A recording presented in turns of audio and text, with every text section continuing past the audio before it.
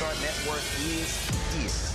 Oh, no punching! I'm real revolutionary right now. Support this man, Black Media. He makes sure that our stories are told. Thank you for being the voice of Black America, Roland. Stay black. I love y'all. All momentum we have now, we have to keep this going. The video looks phenomenal. See, this difference between Black Star Network and Black-owned media and something like CNN. You can't be Black-owned media and be scared. It's time to be smart. Bring your eyeballs home. You dig?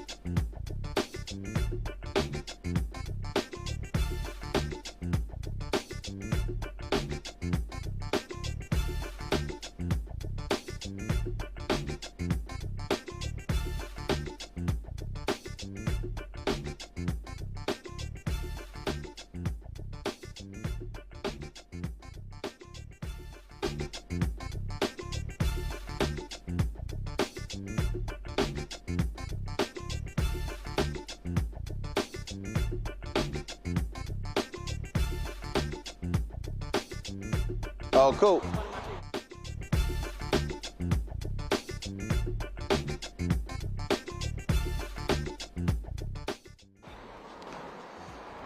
Hey, folks, today is Wednesday, June 3rd, 2026. Coming up on Roland Martin Unfiltered, streaming live on the Black Star Network. I'm live here on the south side of Chicago, where today was Media Day for the Obama Presidential Center, which will be opening to the public on June 19th. And so we can't talk about it. It's all embargoed until after midnight, but we'll be able to have more to share with you tomorrow. Coming up on today's show, the Supreme Court allows Republicans in Alabama to move forward with a congressional map that wipes out a black district. It goes to show you how they are completely ignoring their own rulings just a few months ago. We're going to talk with a couple of plaintiffs in that case. We'll get an update on the Karmelo Anthony trial out of Dallas. We'll also talk about black farmers who are filing suit against the federal government. And we remember the great Peebo Bryson. We'll hear from Regina Bell, Gerald Albright, Chris Walker, and others. It is time to bring the funk on Roland Martin Unfiltered on the Black Star Network. Let's go. Whatever the biz, he's on it. Whatever it is, he's got the scoop, the fact, the find. And when it breaks, he's right on time and it's rolling. Best believe he's knowing. Putting it down from sports to news to politics. With entertainment just for kicks, he's rolling. It's on go, y'all. It's Roland Martin, yeah. Rolling with Roland now. He's funky, he's fresh, he's real, the best, you know he's Roland Martin now.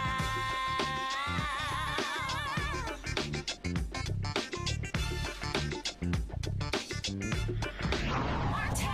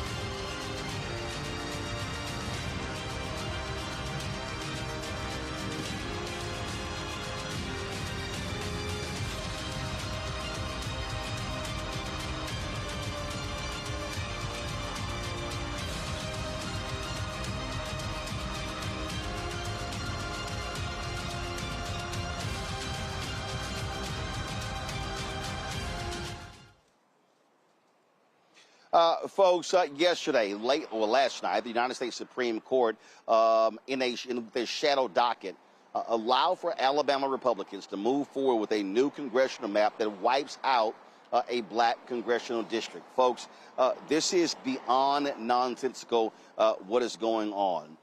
Remember, Justice Clarence Thomas gave black plaintiffs until 4 p.m. on Monday to present their arguments. Shortly thereafter, they allowed them to actually do it.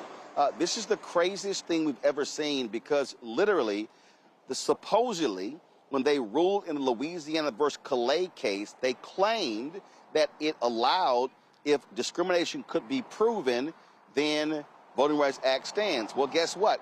A lower court, 3 judges, two Trump-appointed judges and 1 Clinton, ruled that Alabama discriminated against black voters in the creation of their congressional map. The Supreme Court threw that out and said, nope, they can move forward, and they said that the lower court erred in their ruling. How? How? I mean, it literally makes no sense.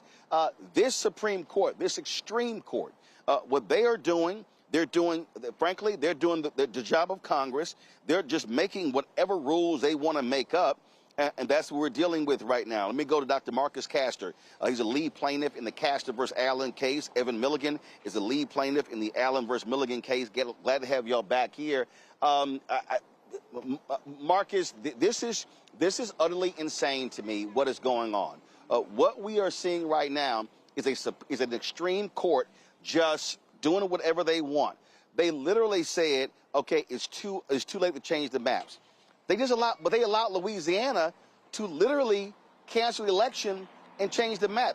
It's like you're sitting here going, what the hell are you doing? And they supposedly, in the Calais case, laid out a protocol if discrimination can be proven. Well, guess what?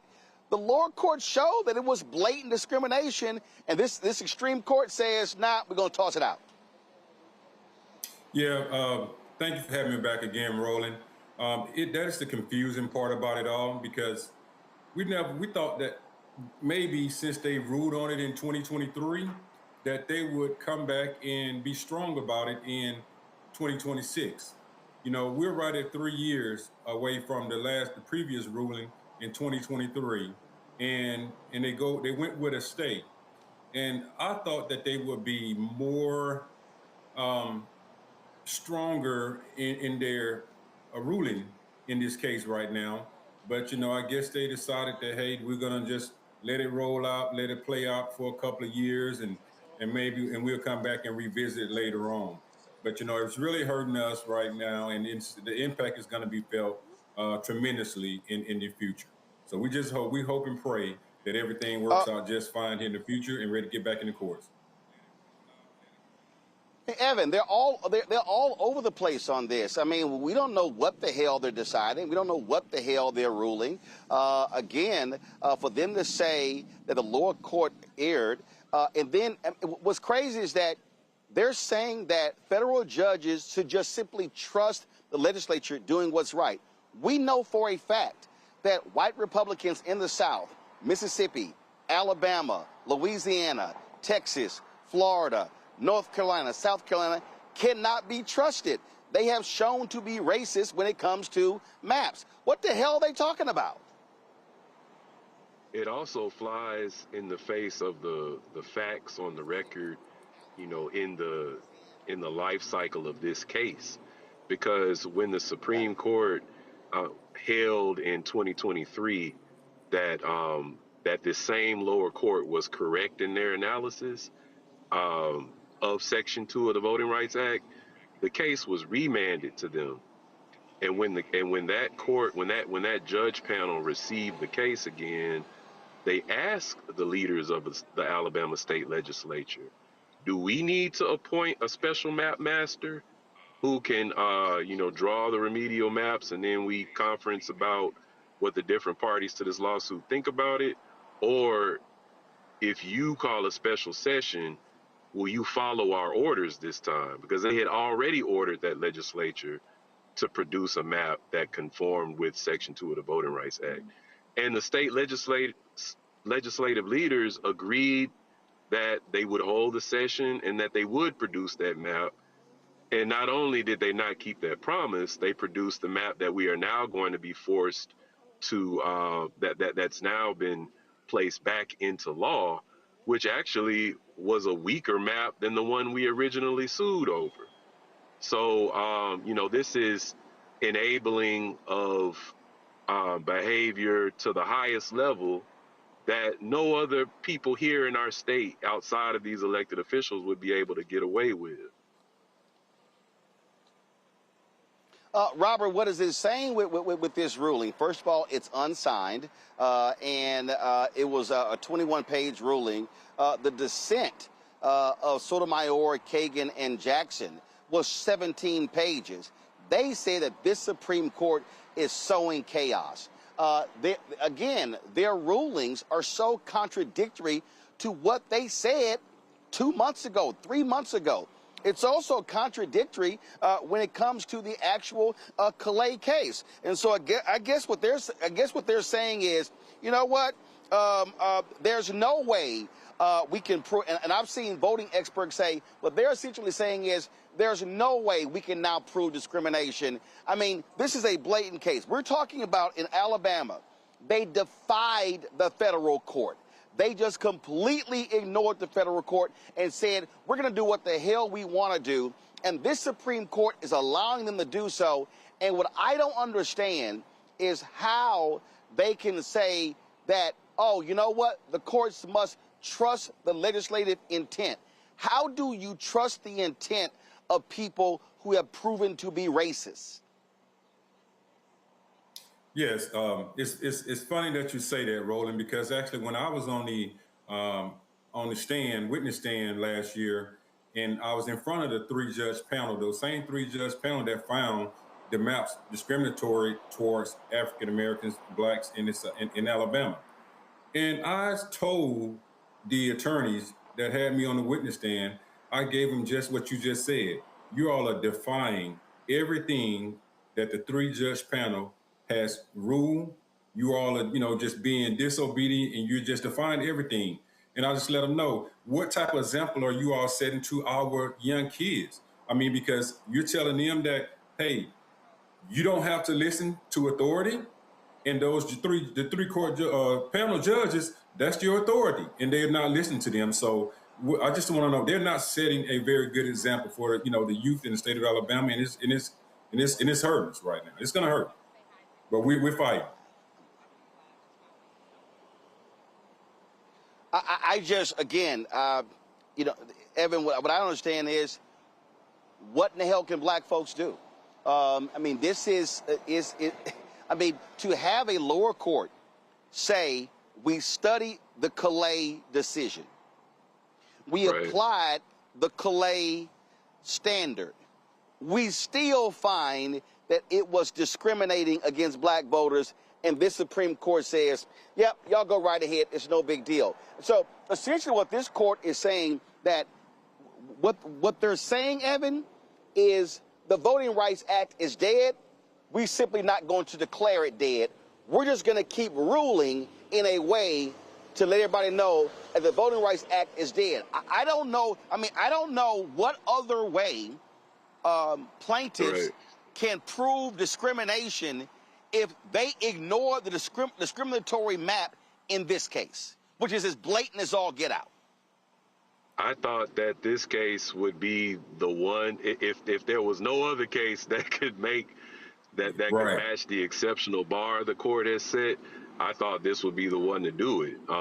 Because I just didn't think that the Supreme Court would want to stand next to state behavior that was as unusual and egregious as what the state of Alabama did in this case.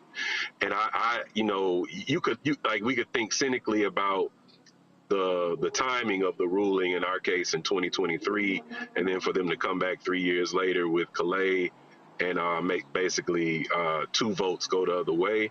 But we could say, well, maybe they felt like the state of Alabama's example was just not the right case to sort of build that type of transition away from precedent on. And, we observed that during the oral argument for Calais, the Solicitor General for the United States, when he was arguing, he he repeatedly made fun of the state of Alabama's argument and their behavior.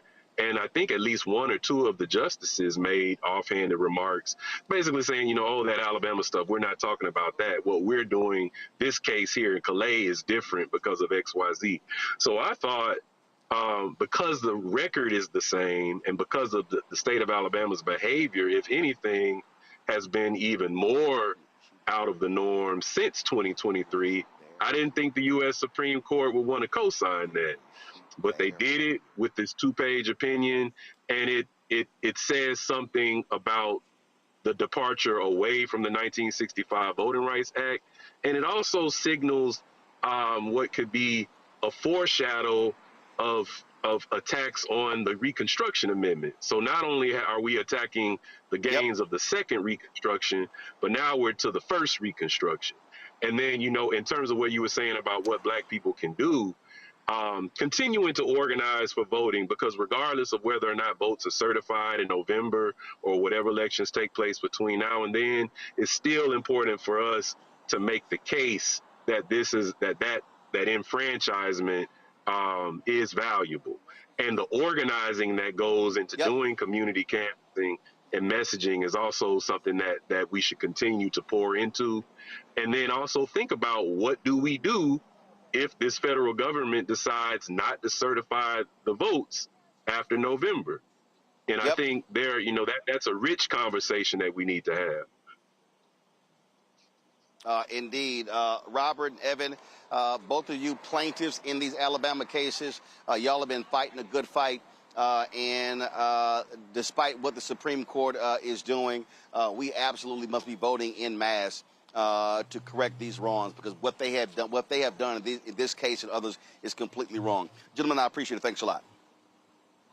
Thank you. Have a great day. Folks, I'm going to go to a break. We come back. I'm going to talk with our panel. Then we're going to also talk about this lawsuit of Black farmers. This is Roland Martin Unfiltered, broadcasting live outside of the Obama Presidential Center here on the south side of Chicago. You're watching Roland Martin Unfiltered on the Black Star Network. I'll be right back. All right, folks, let me tell you about Chapter. Now, if you're in Medicare or about to be, the system is not set up to work for you. Too much fine print, too many plans, and too many people making money off of your confusion. And look, we're used to this. We're no strangers to systems that don't have our best interests at heart. But we don't have to accept it when it comes to Medicare. That's why I'm telling you about Chapter. Their advisors are independent and honest.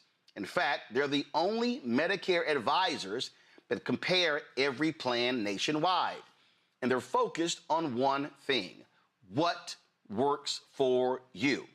If there's a better plan out there, they'll find it. If you're already in the right one, they'll tell you that too. There are no games. Just last year, people who switched with Chapter saved an average of $1,100. It's 20 minutes and a real person. It's completely free. My parents actually have already called. My mom sent me a text. Folks, give Chapter a call at 724-264-8281, 724-264-8281, and connect with someone you can trust. Folks, these are the kind of services that we need for our audience here at Roland Martin Unfiltered and the Black Star Network. So call Chapter right now, 724-264-8281. If in this country right now, you have people get up in the morning and the only thing they can think about is how many people they can hurt, and they got the power, that's the time for mourning. For better or worse, what makes America special, it's that legal system that's supposed to protect minorities from the tyranny of the majority. We are at a point of a moral emergency. We must raise a voice of outrage. We must raise a voice of compassion. And we must raise a voice of unity. We are not in a crisis of party versus party. We are in a crisis of civilization, a human rights crisis, and a crisis of democracy itself. And guess what? You've been chosen to make sure that those that would destroy, those that would hate, don't have the final say, and they don't ultimately win. Hey everybody, I'm T.D. Jakes, and I want to encourage you to watch Roland Martin Unfiltered. It'll blow your mind.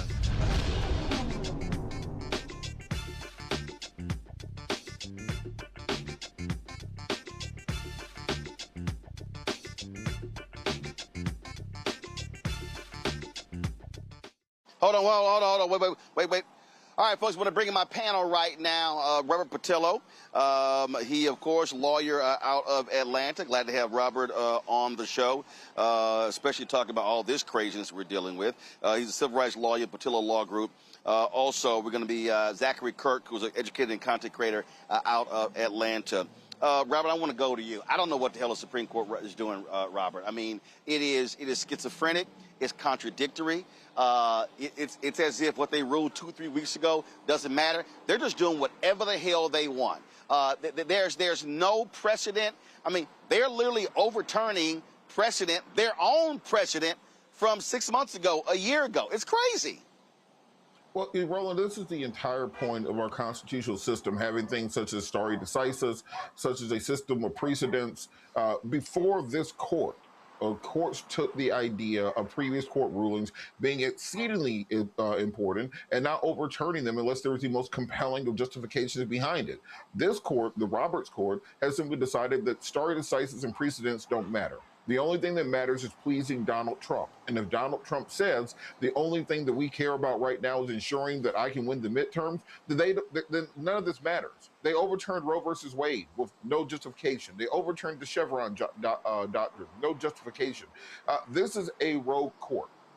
And once you lose that faith in the judiciary, which has long been the only branch of government which gave comfort or which was seen as being fair by the American people, well, then now you're no longer operating within a constitutional system. Because if there are no checks and balances, we can no longer trust the Department of Justice because Trump has put his own political cronies there who spend more time filing fake lawsuits or prosecuting his political enemies than actually dealing with civil rights cases or enforcing the law. You can't trust the FBI. You can't trust the CIA. The approval rating for Congress is something like 17%. The approval rating for the president is 34%. What institution is left that the American people have any modicum of faith in? Up until recently, that was the Supreme Court. But now, ever since Bush v. Gore, in large part, but accelerating in recent years, we're seeing what conservatives used to call an activist court. There was a point in time when conservatives made the argument that judges were legislating from the bench. And right now, we have to have the next Democratic president look truthfully into reforming the court, putting in term limits, putting in age limits, and most importantly, expanding the court. There's nothing constitutional that says there has to be 9 judges. If we have to pack the court, that's what we got to do. Zach, well, first of all, I'm not even going to use the language "pack the court." To your point, we've had more, less judges. Zachary, the thing here, Robert hit on it, and that is this here. Conservatives always complain about activist judges. These judges are saying we're the court, we're the legislative branch, we can do whatever the hell we want to. Their rulings make no sense. Folks, and do me a favor, Wesley and Keenan, be sure to get up. I want y'all to put this whole ruling on blackstarnetwork.com. I really want y'all to read the dissent of Sotomayor, Kagan, and Jackson.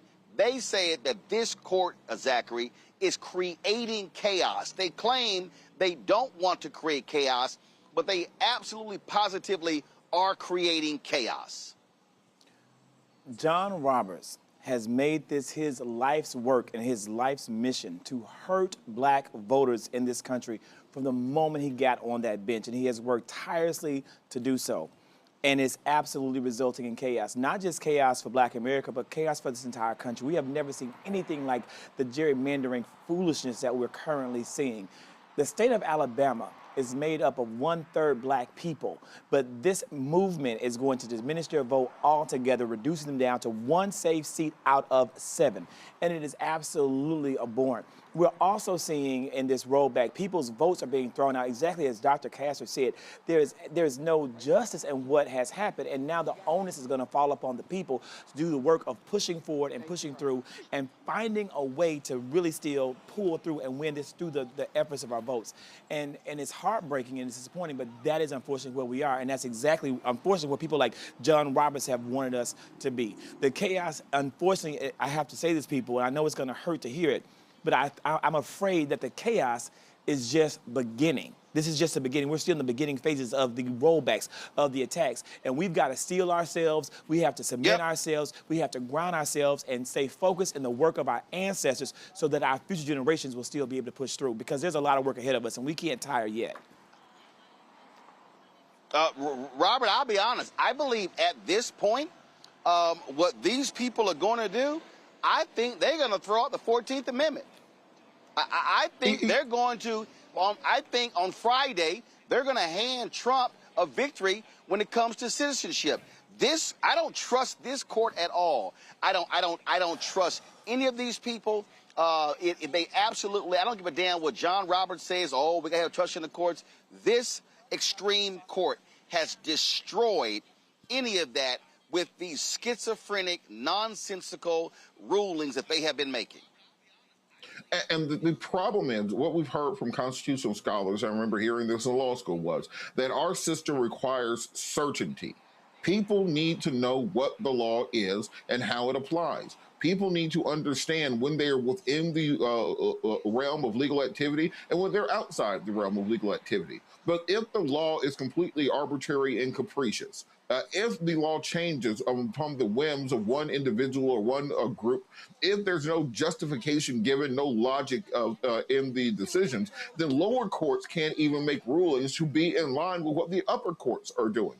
So that means you're getting even more cases in controversy going to the circuit courts and eventually working their way up to the Supreme Court. I mean, the next Democratic president is essentially going to have to do a page one rewrite of everything that's been put into law from essentially 2024 until 2028. I mean, we're going to have to bring lawsuits at every level of government. We're going to have to not just replace Supreme Court justices. I mean, we're going to have to talk about bringing in and confirming hundreds and hundreds of justices on the circuit court level, on the appeals court level, and across the country in state level courts and state level Supreme Courts. The Heritage Foundation, these outside groups have been working for the Federalist Society, have been working for 2 generations to create exactly this federal judiciary, which is hell-bent on doing one thing, which is reversing every single gain of the civil rights movement. I'm telling y'all right now, the only way this changes, there has to be a massive, and I mean a massive, black turnout. You heard me allude to it, what happened in 1983 in this city when 85% of all eligible black folks voted. It was so major that in a lot of precincts, 100% of the registered people voted in a lot of these precincts. That elected Harold Washington as the first black mayor of Chicago. That is the only way you defeat these fascists. And I'm telling you, I don't trust this extreme court at all. Folks, June 12th and 13th, Reverend Dr. Bishop William Barber, they are going to be organizing. And first of all, have 2 days of virtual training, teaching people how to organize and mobilize when it comes to voter registration and when it comes to get out the vote. We have already got more than 1,200. We want to hit 2,000. Folks, go to blackstarnetwork.com, click that link, that Bishop Barber story, go to Repairs of the Breach. You can sign up. We've got to actually make this happen. All right, let's go to our next story, where farming organizations have filed a lawsuit against Donald Trump's Department of Agriculture to seek the reinstatement of a $127 million program, or $127 million in grants. They say that the cancellation of those grants violated due process. They are seeking a judge to overturn the terminations and require the USDA to restore these grants. Sharon Mallory is the executive director of the 2020 Farmers Cooperative. Sharon, glad to have you here. So walk us through how many different entities are involved in this lawsuit, and these grants that you're suing about, what exactly were those grants for?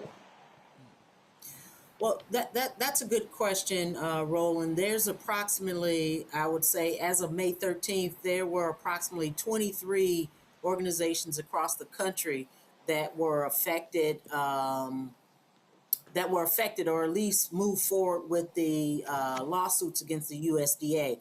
All in all, there were 49 organizations who just had their grant funding slashed and tossed out. There were a total of 50 awards, but one award was able to move forward and had a stay on their previous lawsuit because they were part of the first, what I would call a slashing of the USDA's discriminatory practices. But even though the funding has been cut, at least as far as the 2020 Farmers Co-op, we felt it was extremely important to move forward with a collective voice, especially representing small-scale farmers, black, brown, white, green, whatever. Moving forward with this type of lawsuit, our board contemplated, because as you know, or may not know, with the USDA, there are several organizations or entities within the USDA, and a lot of organizations didn't necessarily want to move forward in fear of backlash or a decrease in funding or inability to apply for additional federal funding. Our board supported the position of we need to be a voice, a collective voice, along with other organizations to move forward to try to appeal this thing and maybe recapture the funding that was taken away. And we've seen other federal judges rule in several other different cases. So it's not like this is outside of the realm. The reality is this anti-black administration, they canceled many grants just because it had the word black in it. They didn't care about who it helped. Yet Donald Trump, he had all these white farmers at the White House saying, I'm standing up for you, and wouldn't even invite John Boyd with the National Black Farmers Association there as well. And so people need to understand the battle that black farmers have been facing it has been consistent, not just with this administration, previous ones as well. But this administration absolutely has been slashing and burning anything that helps black people. Right, Martin, I think you're absolutely correct. The one thing that I like to stand on, and I'll quote the artist Beyonce, when it comes to farmers that have been tending the land, especially generationally, you can't break our soul. And so what we have to do, and what we're going to try to do with the 2020 Farmers Co-op, is to continue to move forward as we always have been. There's been such a disinvestment in black farms across the country over the years. So a systemic type ill that was kind of right-siding itself a little bit. But because the funding was cut, that doesn't mean our mission is cut. We're still going to strive to help small business become, small farming business to become viable and economically viable as well. And so we're going to push through this as we have for years and years and years. We're going to try to create things that will assist small farmers in the communities that were impacted by this. You know, it's not just cutting these grants. It's more of a macro type situation with this, Roland, and we have to stay focused and not be distracted by the noise around the USDA and what they are blatantly doing. And you almost have to ask the question, if it's not us, then who? And so when it comes to food, there's one thing we know for sure is that most folk don't want to go too long without eating. And when you pull the carpet away from small scale farmers across the country, that has a significant nationwide impact, not only for black farmers, but all small scale farmers. And we're moving into a crisis if these funds aren't restored and organizations like the 2020 Farmers Co-op are not able to go out and assist small-scale farmers in becoming economically viable and assisting them into markets. You know, this particular program, the Land Access and Capital Markets Grant, was really trying to help small-scale farmers penetrate and scale up into markets that they have basically been excluded from for a lot of different reasons. So this was a really significant type of grant that was very creative, very forward thinking, and for it to be terminated not only affected small scale organizations, it's going to have an impact, we believe, in a very broad aspect, which is one of the reasons we decided to move forward collectively with a lawsuit. All right, then. We'll certainly keep us abreast of what happens next with the lawsuit. I'm going to go to my panel and allow them an opportunity to ask you a question. Zachary, you first. Thank you so much. Hey. Mallory, please, Miss Mallory, I want to really emphasize to people out there that when black farmers lose money, lose funding, lose resources, white businesses suffer too. So I want you to be able to just, if you can give us, or want to ask you, what are the ripple effects that will hurt the American economy across the board in our farming communities that they're going to suffer from this? Yeah, I think it's a compounding effect here. And when you affect small-scale farmers, and I'll use beef as an example, okay? There are a lot of small-scale ranchers that provide a lot of local beef to our markets. Right now, when you look at the beef market, you go to the grocery store for ground beef, you're paying $6 to $10 a pound for ground beef. That's only going to be escalated by not providing resources that small-scale farmers can become more efficient. They can have better genetics. They can be able to create herds and things of that nature. So we're anticipating that the USDA will try to mitigate this in some fashion and provide incentive. The USDA has always provided incentive to small-scale farmers. It was just not small-scale farmers of color. And so that is one of the impactful things that really has an impact. And so what we want to do as a 2020 Farmers Co-op is position our small-scale farmers so that they are ready and can compete in this market, because that's what the grant was about. Whether the funding is not, definitely we want the funding back, but it is quite significant. And if I had to encourage individuals, if you're thinking about how to support small-scale farmers, first thing I'm going to say is change the behavior, and then support your small-scale farmers by buying local and buying fresh. Robert. Thank you so much for everything that you are doing and the information you provided. When I was executive director of the Rainbow Push Coalition Peachtree Street Project in Atlanta, I ran Reverend Jackson's Black Farmers Initiative, particularly during the time when Secretary Vilsack and the Biden administration were working on getting additional support and economic support for Black farmers that have really been ripped away by the current administration through lawsuits by Stephen Miller, et cetera. Could you talk briefly about kind of the triple pandemic, if it would be, that has hit Black farmers during this administration, between the tariffs onto the restrictions, the new rules that favor the agribusinesses? Can you just really give people an idea of what the true conditions are for Black farmers right now? Well, I know you've heard the saying, if some folk catch a cold, blacks catch the flu. And that's exactly what we have here. So just to give you a nutshell on this whole agricultural industry and how it has changed over the years, back in the 80s, it was a switch from supporting small-scale farmers to go big or go home. Therefore, you had a lot of industrial-type agricultural entities to emerge themselves.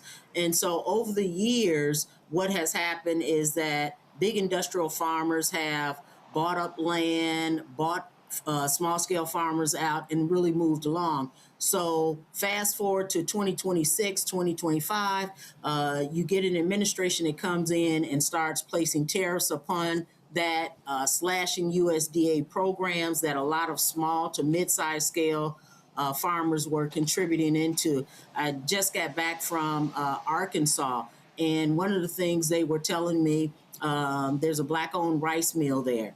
And one of the things they were telling me with the slashing of the USDA, USAID, it had a significant impact because they provided a lot of rice and byproducts through the USAID program.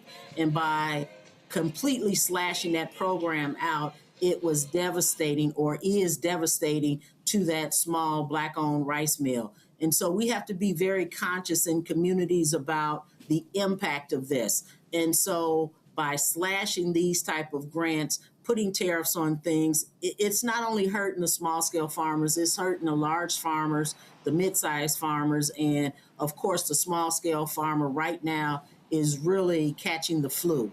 And we've got to do something. We've got to have the right medicine, the right mindset, be very focused on moving forward, being very focused on getting our message out, being present and being seen. But behind being present and being seen, we have to be very proactive in putting strategies together to recreate systems where small-scale farmers can partake in those systems. And to me, that really means addressing the issues that many communities, especially dense communities, have.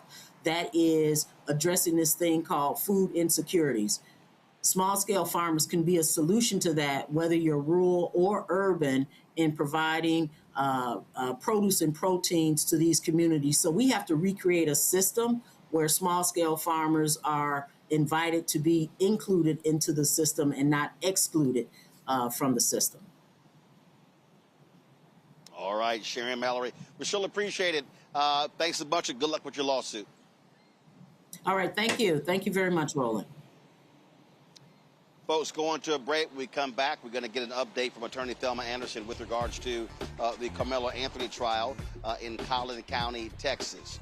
Folks, you're watching Roland Martin Unfiltered on the Black Star Network. Don't forget to support the work that we do here on the Black Star Network. Look, trips like this here to cover this media day. Listen, we don't have a sponsor for this. We're paying for this. When it comes to the other things that we do, we travel doing shows around the country. Look, that's coming out of our pocket as well. We don't have millionaires and billionaires cutting us checks. So your support is absolutely critical. So do me a favor. If you have not joined our Bring the Funk fan club, today is the day for you to do so. Our goal is simple. We want 20,000 people on average contributing $50. If you can't do that, you less, we appreciate that. You can do more, we appreciate that. And so this is about us being able to have sustainable black-owned media. Listen, I spent 6 years here in Chicago. I ran the Chicago Defender, a historic black newspaper.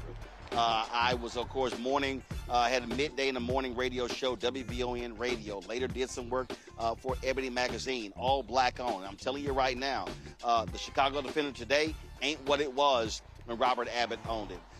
Ebony Magazine today, not even close to what it was when John H. Johnson owned it. And so if we are going to have a future, we've got to have a future where black-owned media is being supported. Again, I'm on the south side of Chicago. Folks, there used to be numerous black newspapers all across the south side, all across Chicago, covering our issues. You don't have the reporting anymore. And so your support allows us to be able to hire staff, to have additional resources, to build this black-owned, independent digital news network out. So if you want to contribute via Cash App, use the Stripe QR code. You see it right here on the screen. If you're listening to me right now, go to blackstarnetwork.com. You can contribute there as well. Checks and money order. Make it payable to Roland Martin Unfiltered. Keenan, you're listening. Hey, that's not on the website. We need to have the address for checks and money orders there on the website when you click the donate button. So, checks and money order, make it payable to Roland Martin Unfiltered. P.O. Box 57196, Washington, D.C., 20037, that's 0196. PayPal is paypal.me/rmartinunfiltered. Venmo is RM Unfiltered. Zelle, Roland at RolandSMartin.com. Roland at RolandMartinUnfiltered.com. We'll be right back.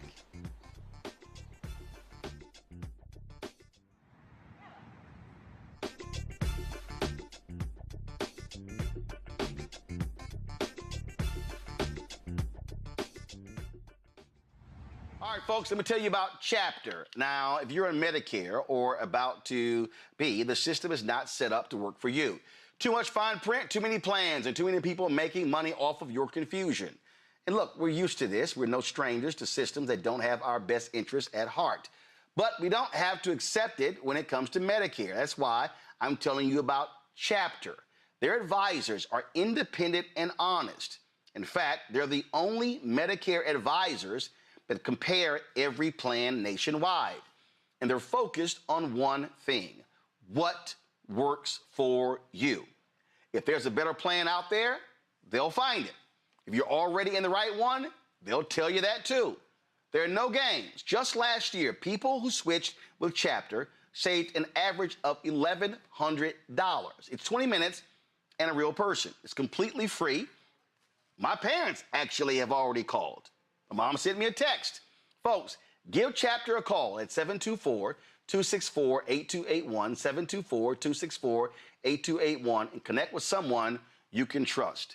Folks, these are the kind of services that we need for our audience, here at Roland Martin Unfiltered and the Black Star Network.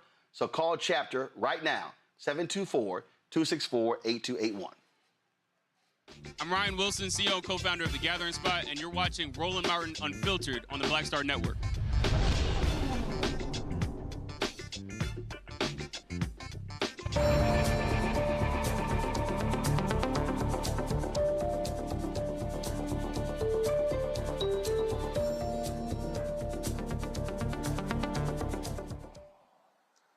Folks, day 2 of the State of Texas versus Karmelo Anthony trial. Joining us right now is attorney Thelma Anderson. She has been in the courtroom. Thelma, what happened today? Well, today is the day that the jury selection should be concluded. As of now, they narrowed it down after lunch to about 90 jurors, potential jurors. So any time now, we should get confirmation that the jury has been selected and trial will begin tomorrow. How many potential people? Was it close to 500 they were drawing from? It was 600. It was 600. Okay. And which just, was necessary. We always got to remind people, we talk about these, and when we talk about these cases, people don't understand that in Texas, jury pools come from registered voters. 100% accurate. Registered voters is how they select who is going to be issued a subpoena or issued a summons to come down and be a part of the jury pool. All right, so it'll be narrowed down, and once that jury is selected, goes right into trial. So that means tomorrow, Thursday, Friday, and I understand they may even have trial on Saturdays. I haven't heard this Saturday, but I'm not shocked because the way that they have scheduled this particular trial, they have shut down court for every other court. And if you know this particular court in Collin County, it houses every court from civil, family to criminal, probate. They're all housed in this particular courthouse.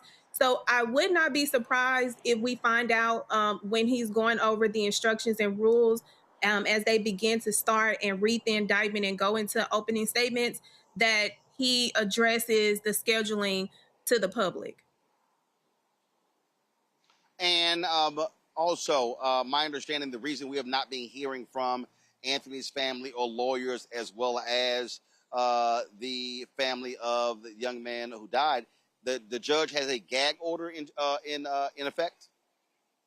Yes. So last year, I want to say in June, once Karmelo had his new legal team, no, it was like May or June, the judge issued a gag order. And this was after the original judge that was on the case, Angela Tucker, who's an African-American judge, was receiving all of these death threats and being doxxed at her own property, that they realized the magnitude and the severity and the security that was needed around this particular trial.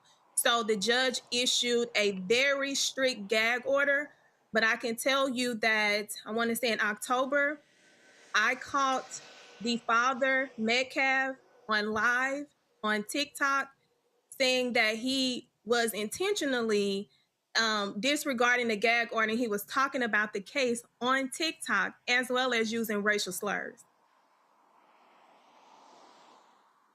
Questions from the panel. Robert, you first. So, any other time in American recent history, it seems that we would have had at least some judicial system that seems that we would get a fair trial and fair outcome in this. But given the nature of what we've seen politically the last several years, given the outcomes in many recent cases, what is the feeling on the ground there among people in the community? What do they expect the outcome of this case to be? Well, it's very split. Of course, when we're talking about the core African Americans, we understand how Karmelo Anthony has been subjected to what the criminal justice system has intentionally invoked on African Americans. So we are very sensitive to Karmelo Anthony's rights. And on the other side, we have seen very aggressive racial tones of the other side that is disregarding the severity and the need for this case to play out in court. And they are playing out in the public opinion court, and that has created a divide. That is the reason why Jack Lang, who I'm pretty sure people are familiar with, he's been arrested several times for disrupting judicial or even city ordinances, got arrested because they're in Frisco right now. The white supremacists are in Frisco right now, causing tension to rise surrounding this case. So it's very divided, and I'm pretty sure that there's going to be heightened security focused around this because of the tone that has been carried for over a year.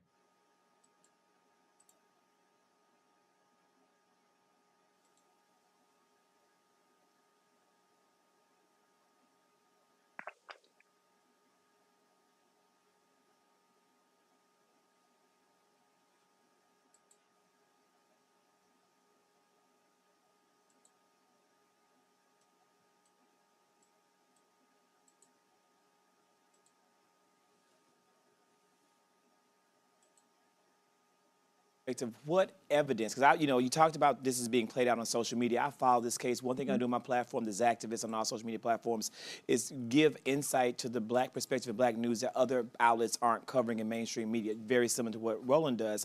And in this case, I wonder, with something as chaotic as what happened at a track meet, what type of evidence do you think will matter most to these jurors? Like, how are they going to come, do you think will matter the most?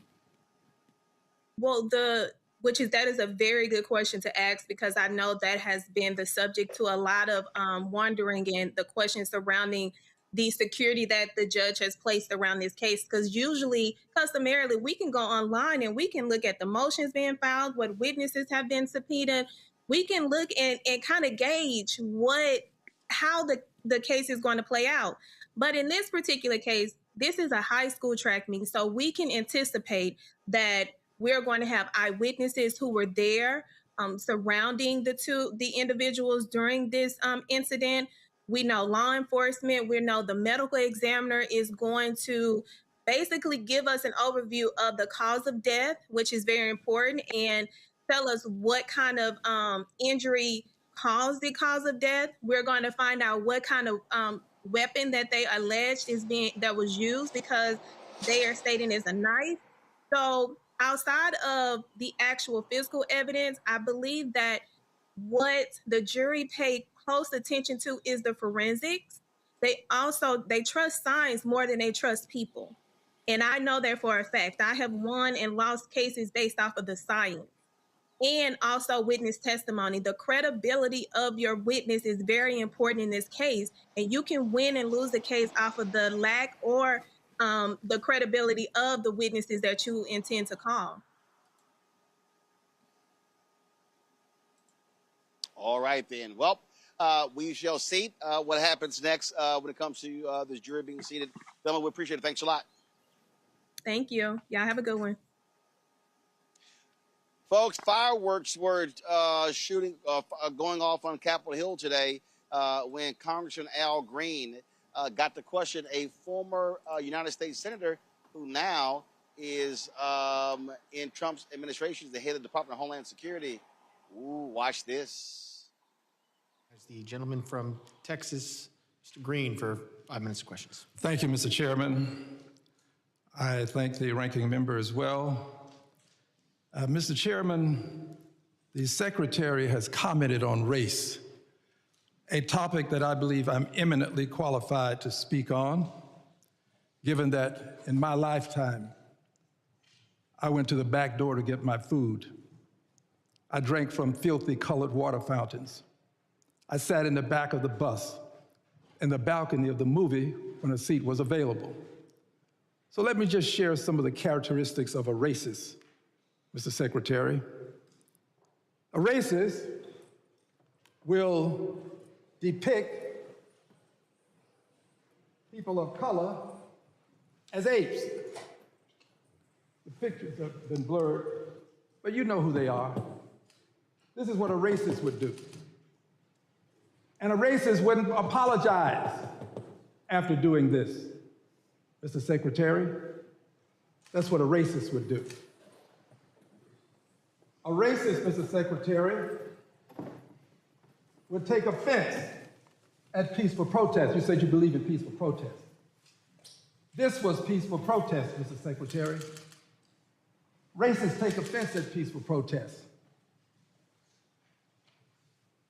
A racist, Mr. Secretary, would do what happened to Ruby. Are you calling me a racist? A racist. I'm asking a question. Reclaiming my time, ask him to shut up. That's a pretty. Shut up. Shut up. It's my time. I'm not going to let anybody call me a racist, Chairman. I never called him a racist. It's my time. It is, gentlemen, will suspend. He will not. Tell him to shut up. Gentlemen, suspend. No, the gentleman will suspend. No one will call me a racist. I'm Cherokee too. My family has been pretty tolerant. I ask that my time be restored. I ask that my time be restored. The clock has been stopped since I suspended the clock. I will continue to interrupt as long as someone's sitting there assuming I agree. me a racist. And as I said before, there will be no addressing anyone's character in a negative way. By the way, Mr. Green, I need you. When you're speaking, I need you to speak into the microphone because I can't hear you up here. But we will. Evidently, his constituents heard enough of him because they voted him out of office. Mr. Secretary, please. Again, we're almost done here today.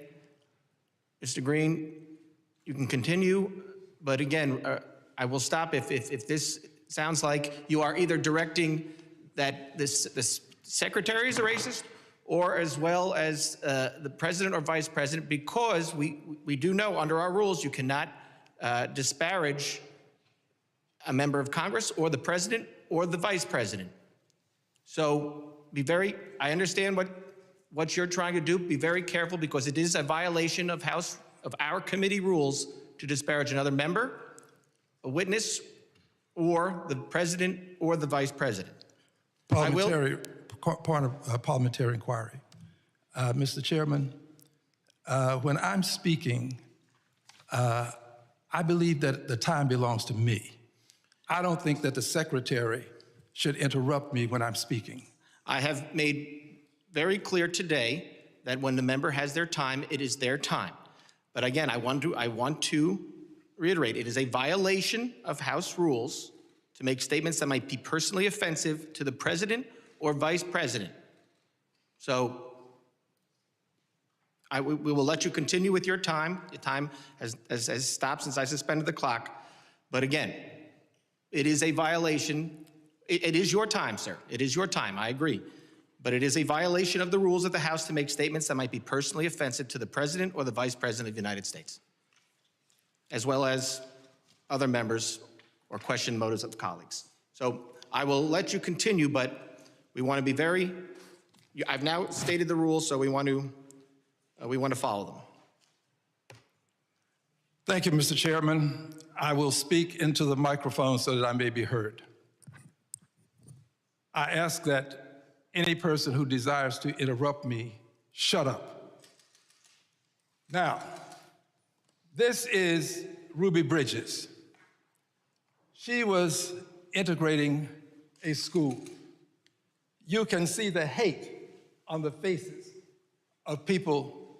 This was called racism. This was racism.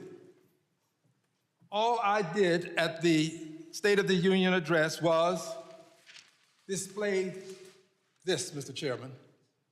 This was what I did. I was peaceful. The secretary says he believes in peaceful protest.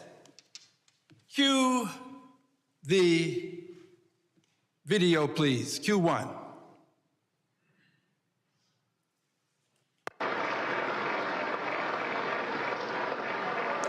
Freeze the frame, please. That, my friends, is the Secretary of Homeland Security. He traversed some distance to get to a peaceful protester and display his despicable behavior. Unbought, that's me. Unbossed, unafraid, that's me. And by the way, unelected. Yes, liberated Democrat. You, sir, have engaged in despicable behavior. Now, let's just talk for a moment about this behavior.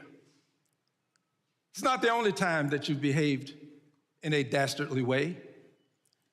Cue the second video, please. Quit the tough guy act in these Senate hearings. You know where to find me, any place, anytime, cowboy. Sir, this is a time, this is a place. If you want to run your mouth, we can be two consenting adults. We can finish it here. Okay, that's fine. Perfect. You want to do it now? I'd love to do it right now. Well, stand your butt up then. You stand your butt up. Oh, hold on. Big No, guy. no, stop it. Is that your All right. solution, Hold it. No, no, sit down. Hi, Eric. Sit down. Okay. You know, you're a United States Senator. That was the Secretary of Homeland Security.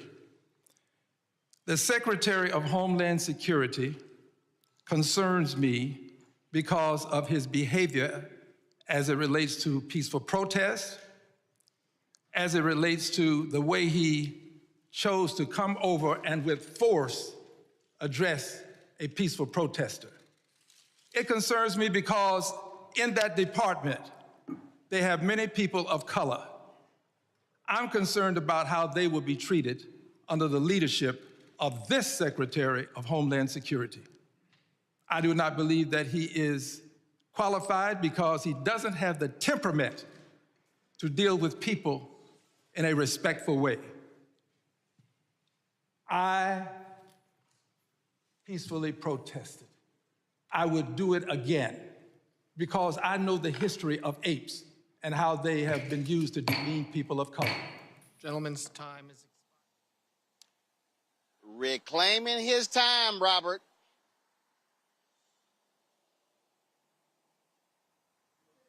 Most. Well, back when I worked on the Hill. Well, someone like Al Green would stand up. Someone like a Maxine Barnes would stand up. You know, the quote-unquote old guard, who everyone in the Democratic Party, for some reason, seems to find the need to try to keep just shuffling on out the door.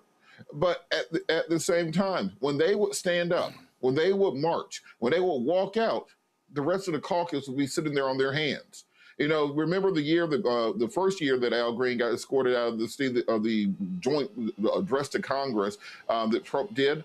Instead of every single person in that chamber standing up and walking out in solidarity with him, they held up the little placard, the little black card to show their displeasure. I mean, the only way that you deal with a narcissist, and Trump is a narcissist, has refused to give him the attention that he is so starved for and that he so desires. So if you want to actually deal a blow to Trump and his ego, don't show up, anybody, for anything that he is doing. And if the old guard is standing up and we actually respect our elders in this caucus, you stand up and you walk out with them. It shouldn't just be Al Green holding up a sign saying we are not apes. Every single person in that room should have held up a sign and said we are not apes.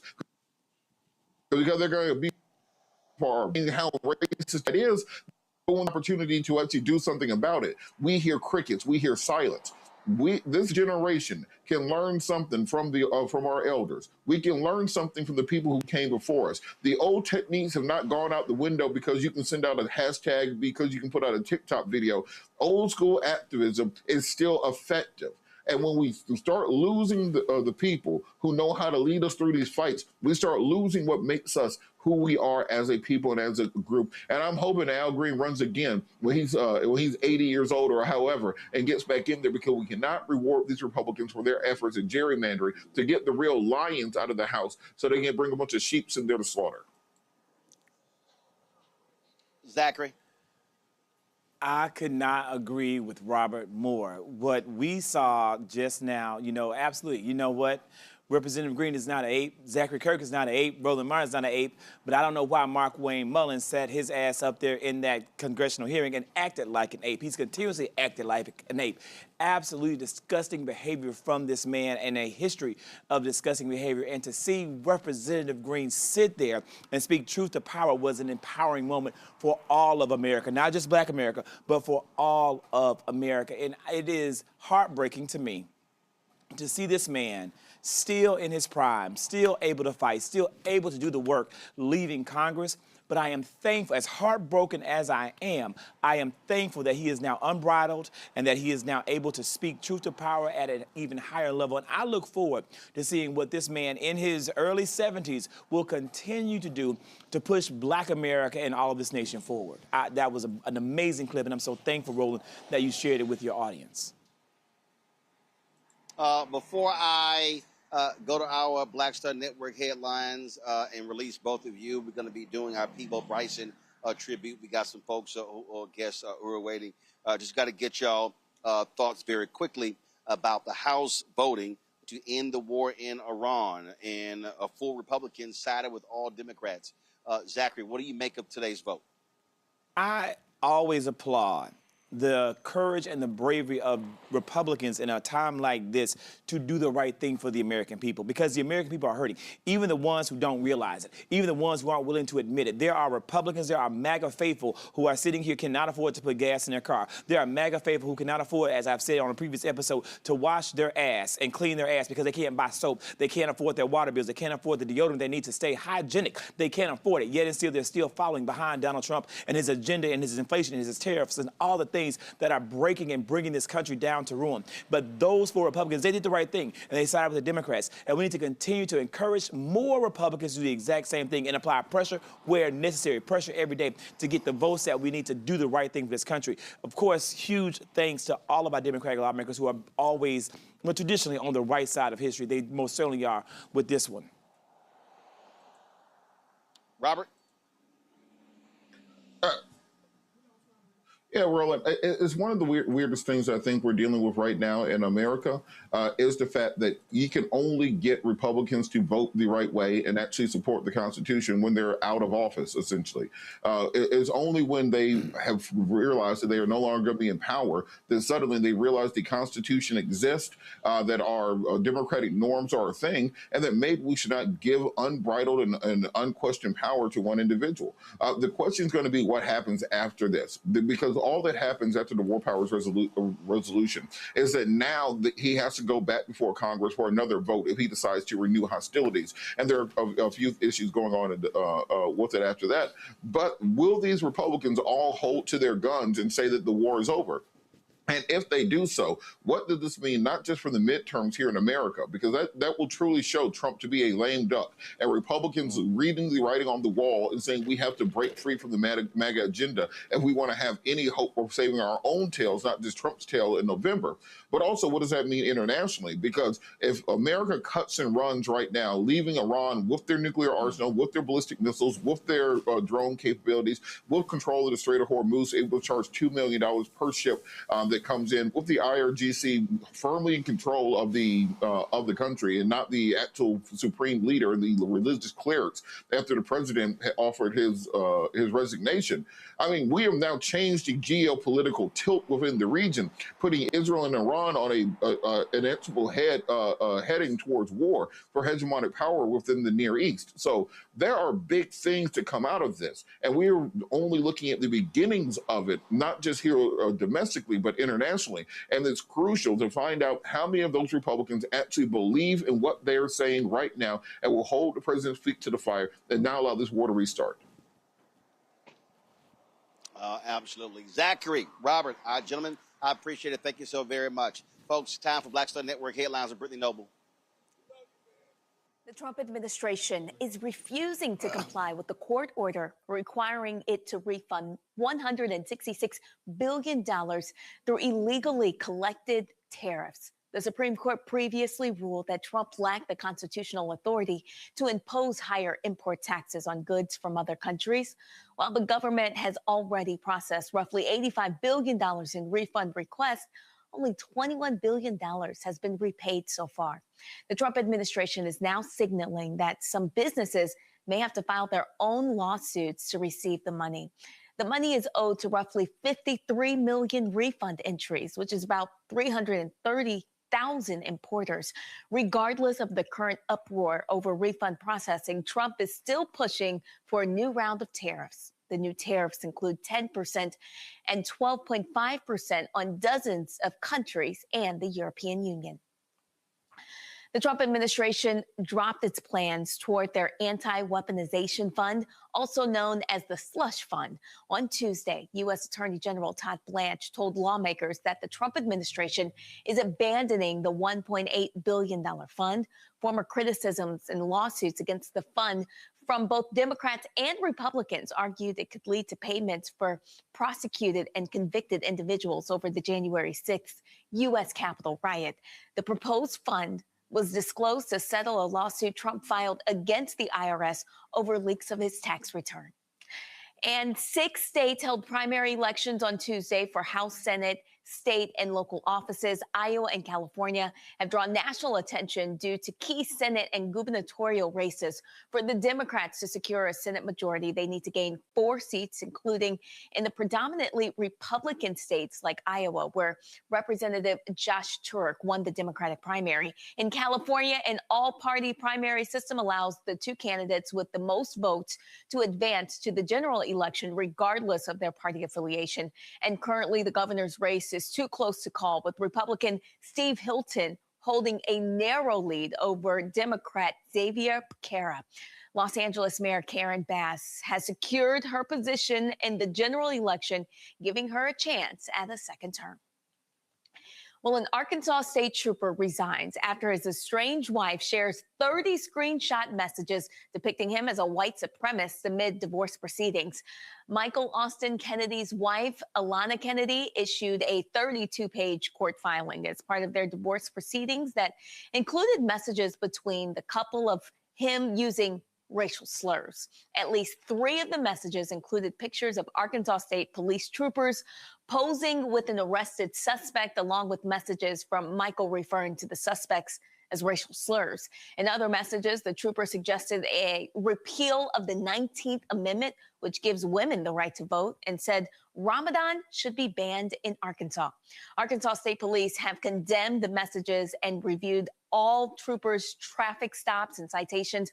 According to them, there was no evidence that the accusations in the court filing actually reflected his work performance. And for the first time since its founding 45 years ago, the BET network will have a board of advisors providing a strategic and cultural sounding board for the network's ongoing evolution. Among those helping steer the network, which Paramount Skydance owns, will be BET co-founder Bob Johnson, rapper and actress Queen Latifah, and the rapper and actor LL Cool J. According to Paramount Skydance, the 6-member panel is tasked with providing insight, perspective, and accountability as the owned media company plans its next chapter. All right, Brittany, we sure appreciate that. Thanks a lot. And guess what? That BET advisory panel is a joke. They ain't got no power whatsoever. So that's just a PR move, y'all. That's all that is. Be sure to watch the Breakdown, Brittany Noble, every day, noon Eastern, right here on the Black Star Network. Again, the Breakdown, Brittany Noble, every day, noon Eastern on the Black Star Network. When we come back, we'll pay tribute to singer Peebo Bryson, who passed away yesterday at the age of 75. We'll hear from singer Chris Walker, Regina Bell, of course, his favorite duet partner. Also, Gerald Albright, Jeffrey Osborne. You're watching Roland Martin Unfiltered on the Black Star Network. Let me tell you about Chapter. Now, if you're on Medicare or about to be, the system is not set up to work for you. Too much fine print, too many plans, and too many people making money off of your confusion. And look, we're used to this. We're no strangers to systems that don't have our best interests at heart. But we don't have to accept it when it comes to Medicare. That's why I'm telling you about Chapter. Their advisors are independent and honest. In fact, they're the only Medicare advisors that compare every plan nationwide. And they're focused on one thing: what works for you. If there's a better plan out there, they'll find it. If you're already in the right one, they'll tell you that too. There are no games. Just last year, people who switched with Chapter saved an average of $1,100. It's 20 minutes and a real person. It's completely free. My parents actually have already called. My mom sent me a text. Folks, give Chapter a call at 724-264-8281, 724-264-8281, and connect with someone you can trust. Folks, these are the kind of services that we need for our audience, here at Roland Martin Unfiltered and the Black Star Network. So call Chapter right now, 724-264-8281. What's happening? This is your man, Motown recording artist Kim. You are watching the Black Star Network.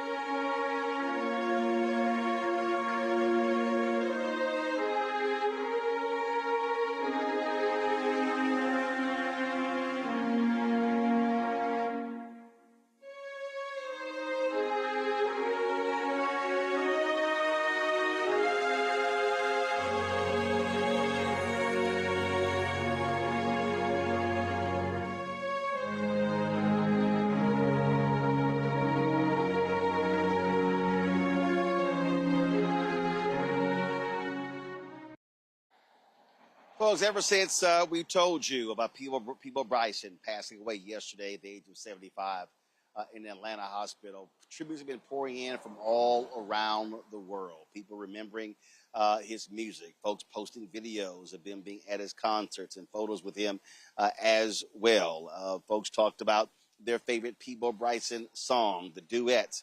A strong voice, some R&B singer, crooner, you name it. Of course, just an amazing singer. And we, of course, are going to be sharing some of those thoughts. Right now, I want to talk with singer Chris Walker. Chris, of course, longtime singer, also performs with TMF. First of all, Chris, what's y'all name now? Are y'all the Maze Band? Are y'all like what's the name? No, we are officially Maze. We're just Maze.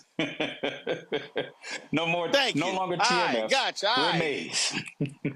Right. We signed an exclusive deal with the Frisco listing. the? We're good. Maze. Yeah, we're Maze. Gotcha. All right, then.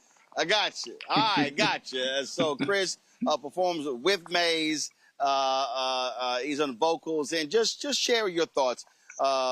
People Bryson, when you first met him, and his impact on you personally, but also on the industry. Well, when I first met Peebo, it was a long time ago, many, many years ago, actually, when I was working with Regina Bells. I got my start as her music director, and as you very well know, and the world knows, that she's one of his duet partners. And, when I first heard his voice, man, it impacted me in such a way, because one of the things about Peebo is not only his range, but his tonality. You don't have many singers that have mastered, as I call it, the high C's.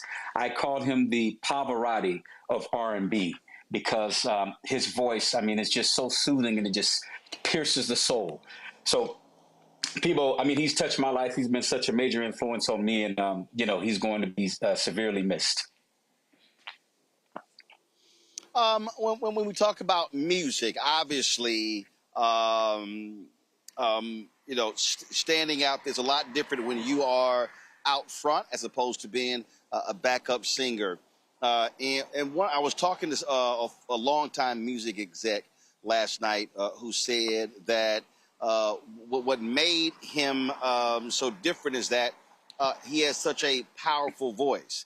He talked about when he performed with Roberta Flack, and he often would perform the song that she did with Donny Hathaway. He would often perform Donny Hathaway's parts when he sang with Roberta Flack.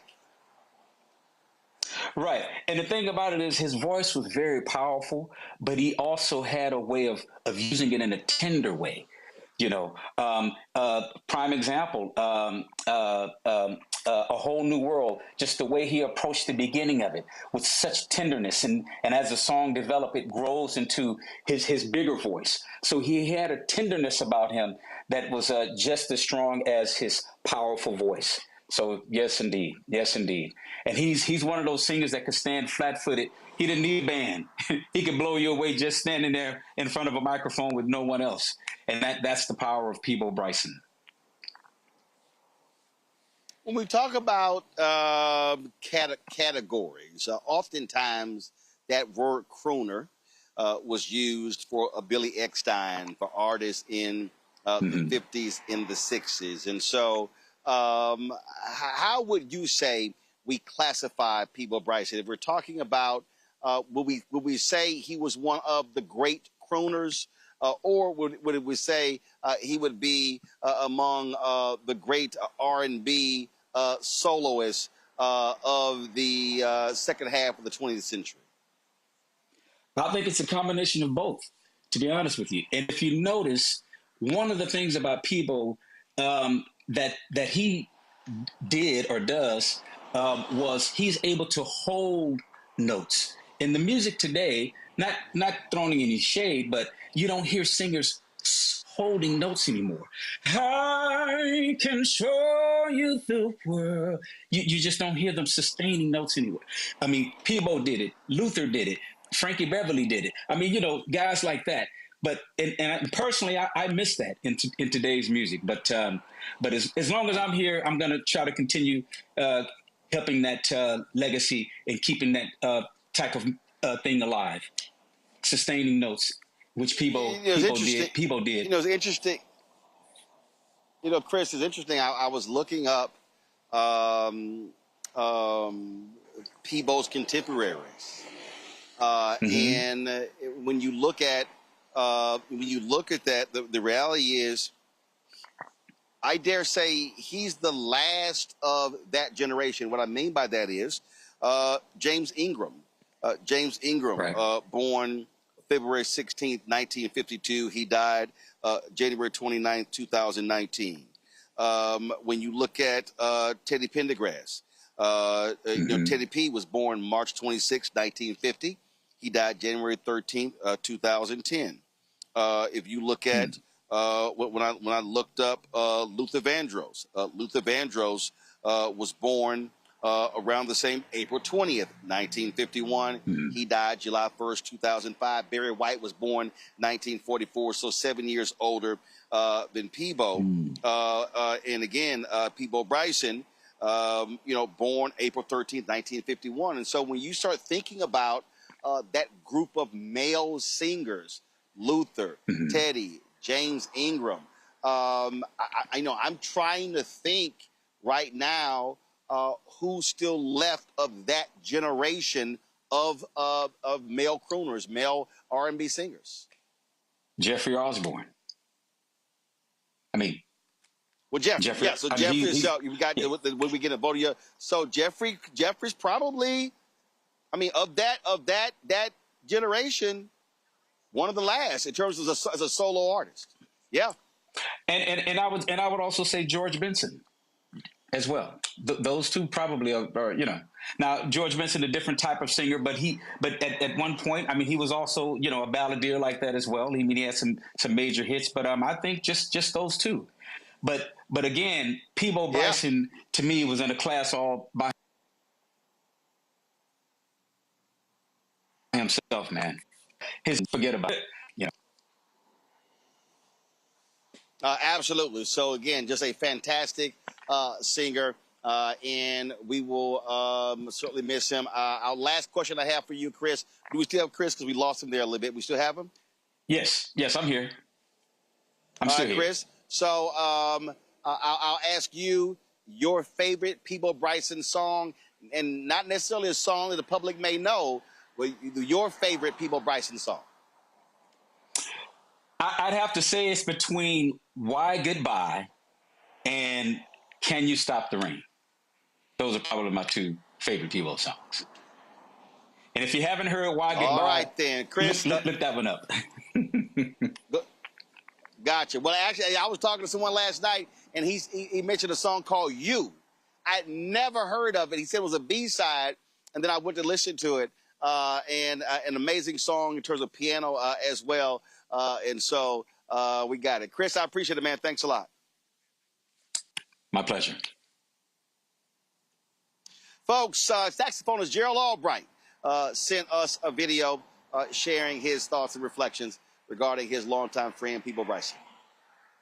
Hey, Roland, thank you so much for the opportunity to give a few expressions about our dear friend, Peabo Bryson.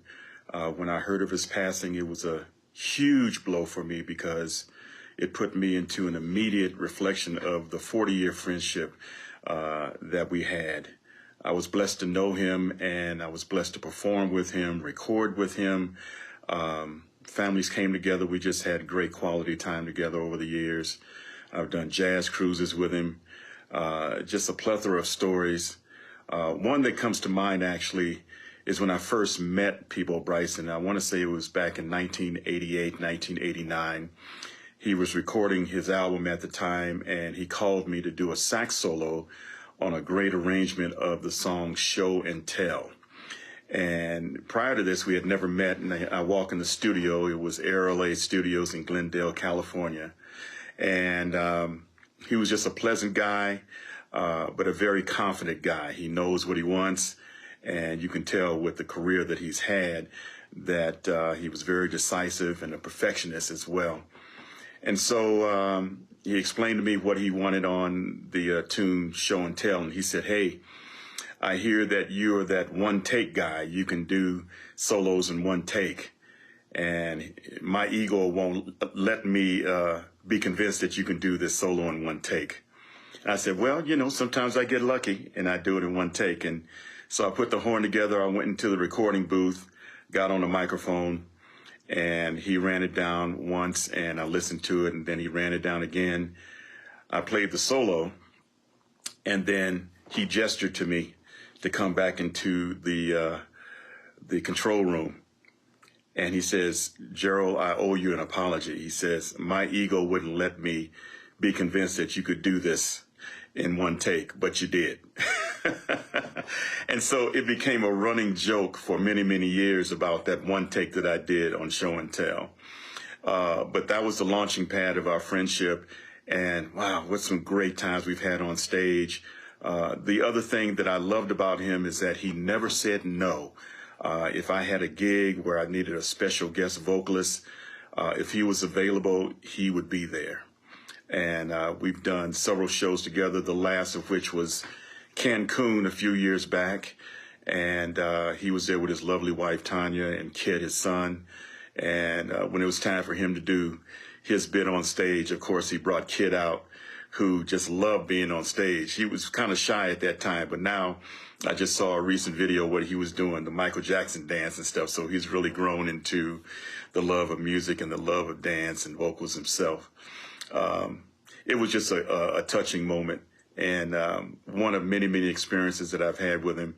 But once again, I appreciate the time for you letting me just express about Peabo, because I'm in total reflection mode for him and for his family.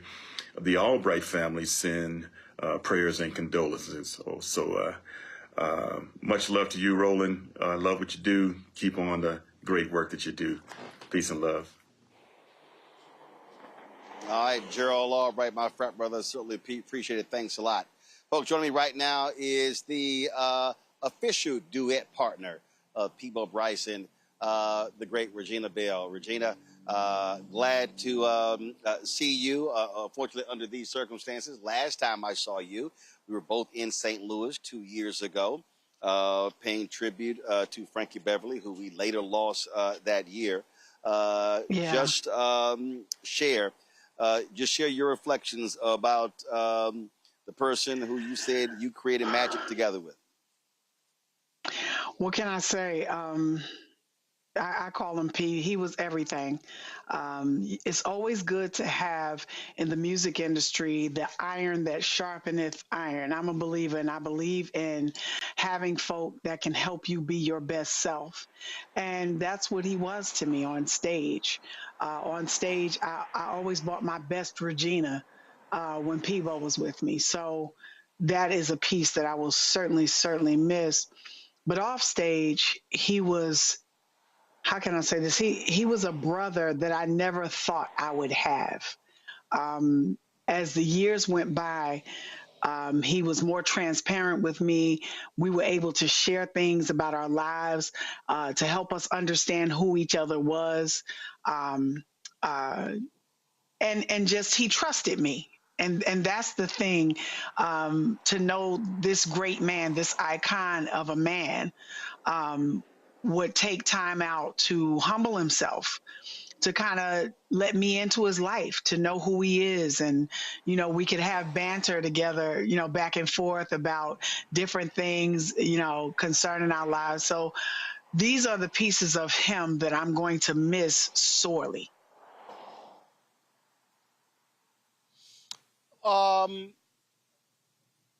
What was it when you did A Whole New World?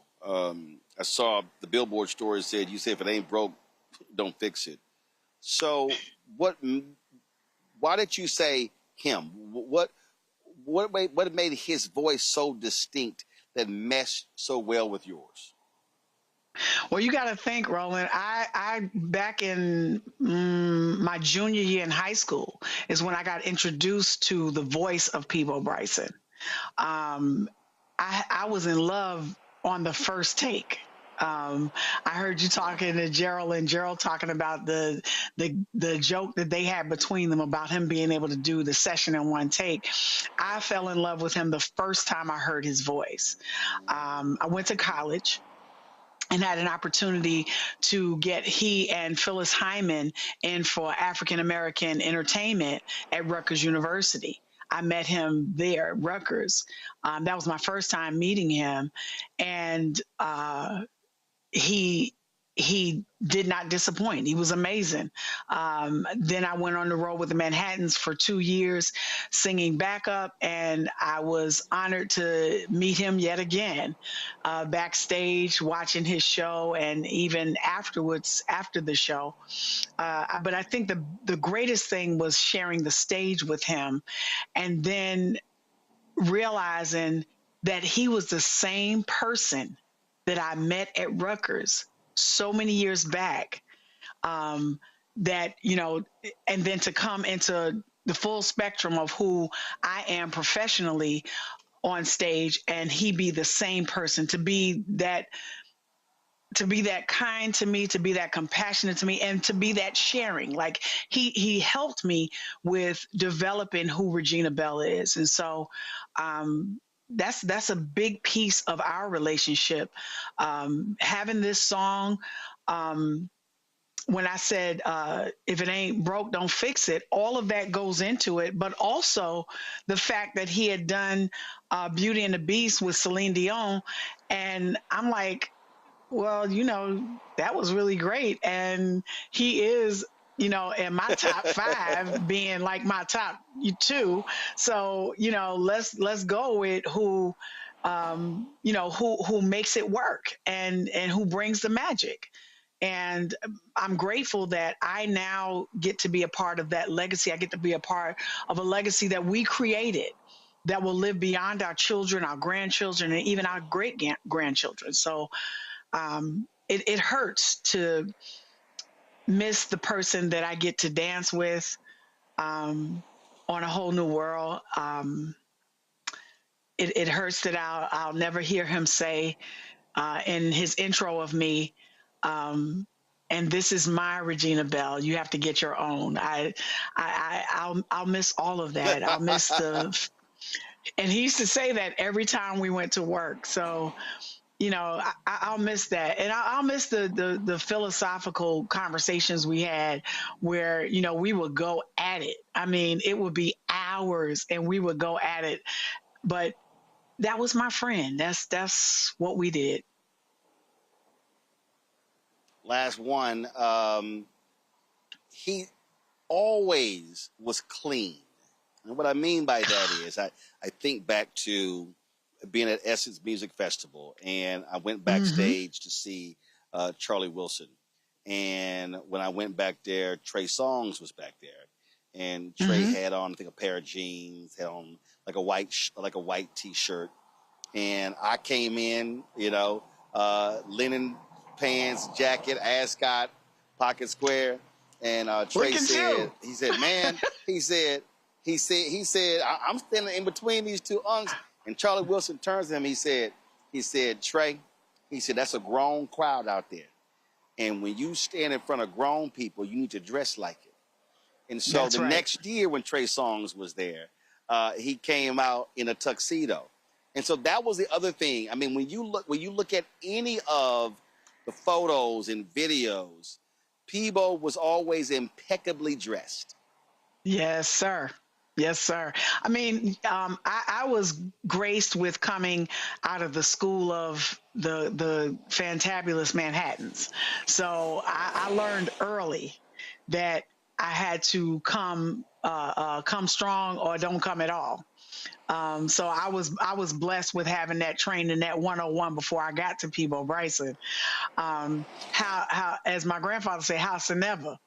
Peebo took that level and had me upgrade, because it was like, if we were going on stage together, okay, well, I can't wear this dress. I can't. Okay, well, okay, I need to wear this suit because I know he's going to, come out in, like the diamond jacket. So it was no, jeans were never, ever a part of our coming together. We always dressed to the nines because that's what, that's the school we come out of. There are some gigs, some outdoor gigs that I might do, some jeans and a flashy top or something like that. But whenever I was with Peebo, even if it was an outdoor gig, I had to come strong. So we're always grateful for that because he was the full package. He was the total package. And he was the consummate musician, singer, and songwriter. He had it all. And, very few artists meet all of those criteria. And he's, wow. What can I say? Gonna be missed. And the thing I loved about him, Ro, is that he could stand still and maybe shake one leg or something, but not move much and give you music like nobody's business. And when I sing, I got to use my arms, my eyelashes are singing. Okay. This man just brought the noise with just standing flat-footed, 10 toes down, and giving you everything. And so, that part of my friend, that part of my music presentation, I'm going to miss immensely. I just don't have all the words, and I'm in hopes that I'm going to get some sleep in the next couple of days, because I haven't been able to rest well just because it's just been a little bit unsettling. I told someone earlier today, I know that we all have to leave. None of us are here for forever. I'm a believer, and so I trust my mother when she says it's okay to leave here if you got someplace to go. But I never considered him leaving here. Do you know what I mean? I know that sounds strange, and I just never considered him leaving. And so in his absence, there's a real void, and I'm going to miss him like crazy. It's a void, but there's a lot of memories to hold on to. Regina Bell, always glad to see you. I appreciate your thoughts sharing with us. Thank you.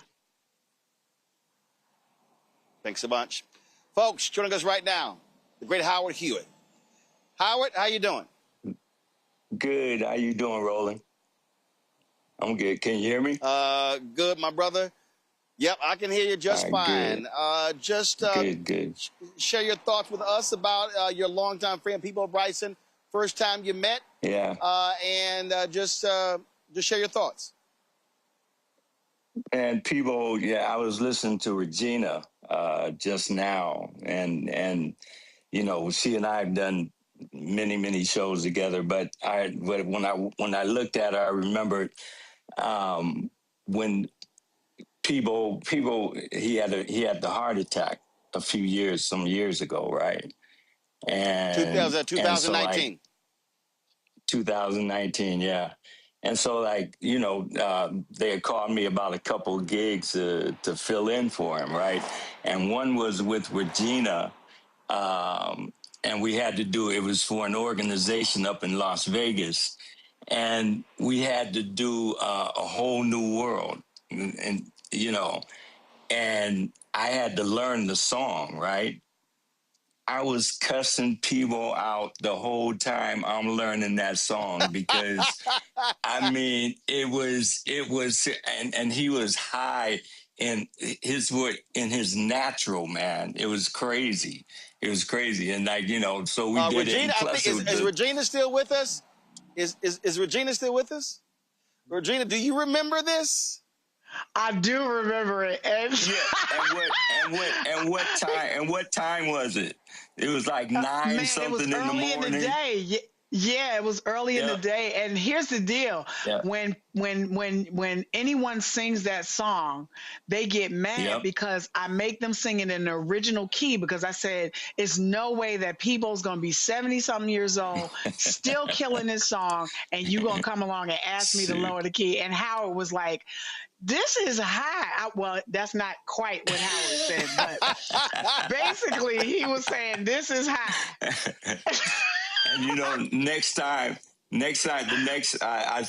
about a year, maybe about a year later, when he started doing shows, he was doing shows again. And I think we were playing in either Atlanta or Florida, I think. I can't remember, but that was the first time I'd seen him since he had the heart attack and since we did the song. And man, I told him, I said, boy, I was cussing you out the whole time I was learning that song. And he was cracking up, man. They said, yeah, man, you know, you got to come correct. You know how you talk, man. But see, there are two vocalists. You know, I've been singing since I was 10, right? So I've listened to Stevie, I've listened to Marvin, I listened to Donny Hathaway, all those people, everybody. But there's only two vocalists that were really instrumental on you know, you going to another plateau in your journey. You know what I'm saying? And one was Jeffrey Osborne, because with Love Ballad, and the other was Peebo. When I got the gig for Shalimar, I got the offer to join Shalimar, and I had to go over to Dick Griffey's house and he lived in Baldwin Hills at that time. And I'm sitting in his TV room, and I'm watching a videotape of a Shalimar show because I got the offer the day before, right? And so like, it's like I'm sitting there and the videotape goes off, and then Dick comes back down and he says, okay, sing something. You know, Jeff and Jody say you're a great singer, sing something. And I'm like, sing something? Just a cappella, just right here, just sing something. So I said, well, Lord, me and you, right? And I broke into Feel the Fire. Peebo's feeling something that you told me stayed in my head. It was much higher at that time, you know what I'm saying? But like I just got off a plane. Yeah, but and that's how I got the gig. That night I was on a plane to New Jersey to meet Jeffrey and Jody for the to join up with the group.